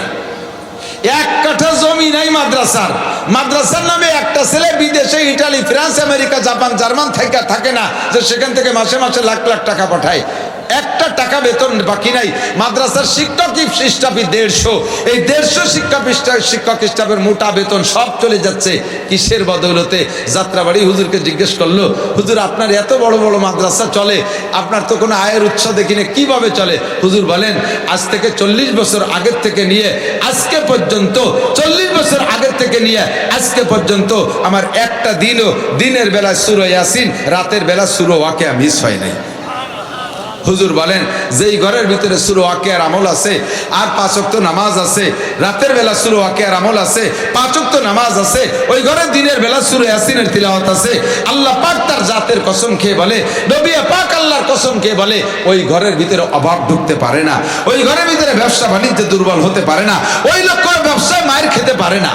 আপনি শুধু মানুষের কাছে চান আমার জন্য দোয়া করেন, আমার জন্য দোয়া করেন। আরে মিয়া, তোমার জন্য আমি দোয়া করে কি হবে? তোমার জন্য তুমি নিজেই দোয়া করো। তোমার জন্য আমি দোয়া করবো তো 2 টাকা দোয়া, ভাই আল্লাহ আল্লাহ তুমি আমার বাইরে একটু ধনী গনি বানায় দাও। অথচ ভাই তুমি নামাজ নাই, রোজা নাই, হজ নাই, জাকাত নাই, ফরজ নাই, ওয়াজিব নাই, সুন্নাত নাই, মুস্তাহাব নাই, কোরআন নাই, কিতাব নাই, ইয়াসিন নাই, ওয়াকিয়া নাই, ঘরের ভিতরে আল্লাহর কালাম নাই, কোরআন তিলাওয়াত নাই, আর তোমার জন্য দোয়া করে দোয়া কবুল করানো হবে? এটা আদৌ সম্ভব না। যদি তোমার রিজিকের পরিবর্তন ঘটাইতে চাও, উন্নতি করতে চাও জাগতিকভাবে, তাহলে দিনের বেলা সূরা ইয়াসিন পুরো ফ্যামিলির সদস্য সকলে আমল শুরু করে দেন। রাতের বেলা ওয়াকে আমল করো। যুবক, তোমার চাকরির দরকার, আল্লাহ দিয়ে দেবে। ব্যবসার বরকতের দরকার, আল্লাহ দিয়ে দেবে। গাড়ির উন্নতির দরকার, আল্লাহ তাআলা দিয়ে দেবে। সম্মানের দরকার, আল্লাহ তাআলা দিয়ে দেবে। কথা বলুন ঠিক কি ঠিক না? আল্লাহ তাআলা আমাদের নসিব করে, সবাই বলেন আমিন। তাহলে 5 ওয়াক্ত নামাজ নিয়মিত পড়া যাবে তো? একটু চেষ্টা করেন, পড়া যাবে তো? এটা জাস্ট প্রতিজ্ঞার ব্যাপার, আর তেমন কিছু না। এবার আপনার নামাজের পরে অন্য অন্য যে ইবাদতগুলো আছে সেই ইবাদতগুলো করব, আর শরীয়তের সকল বিধিবিধানগুলো মেনে চলার চেষ্টা করব। বৈধ হুকুমগুলো মানব, অবৈধগুলো ছেড়ে দেব। সময় কমের কারণে আমি সংক্ষেপ করতে যাচ্ছি। আল্লাহ পাক রব্বুল আলামিন আমাদের সকলকে আমল করার তৌফিক দান করুন। মুক্তাসার শেষ দাওয়াত আমাদের এখানে আজকে যিনি আসবেন, যার বয়ান শুনবো বিদায় আমি আপনাদের কাছে ভাইকে বলেই দাওয়াত দিচ্ছি নিজে, হযরত মাওলানা তৌহিদুল ইসলাম আজিজি সাহেব। আমার গ্রামের মাদ্রাসা সুলতান শাহী যে বছর আনছি সেই বছর থেকে পর 5 বছর, এবারও উনি শেষ বয়ান করে আসছে, 5 বছর বয়ান করেছে। এবারও কর্তৃপক্ষ তাকে আগামী বয়ানের জন্য দাওয়াতের কথা আমার কাছে বলে রাখে। এজন্য আমি অনুরোধ করব, যারা আগে পরে শোনেন নাই, হুজুরের বয়ান ঈশার নামাজের পরে ইনশাআল্লাহ ধারাবাহিক চলবে। এরপরে আমাদের পেশা হুজুর মোনাজাত করবেন, দোয়া করবেন। ভাষাগত ত্রুটি বিচ্যুতি মার্জনীয়, যা বলেছি শুনেছি, আল্লাহ আমল করার তৌফিক দান করুন।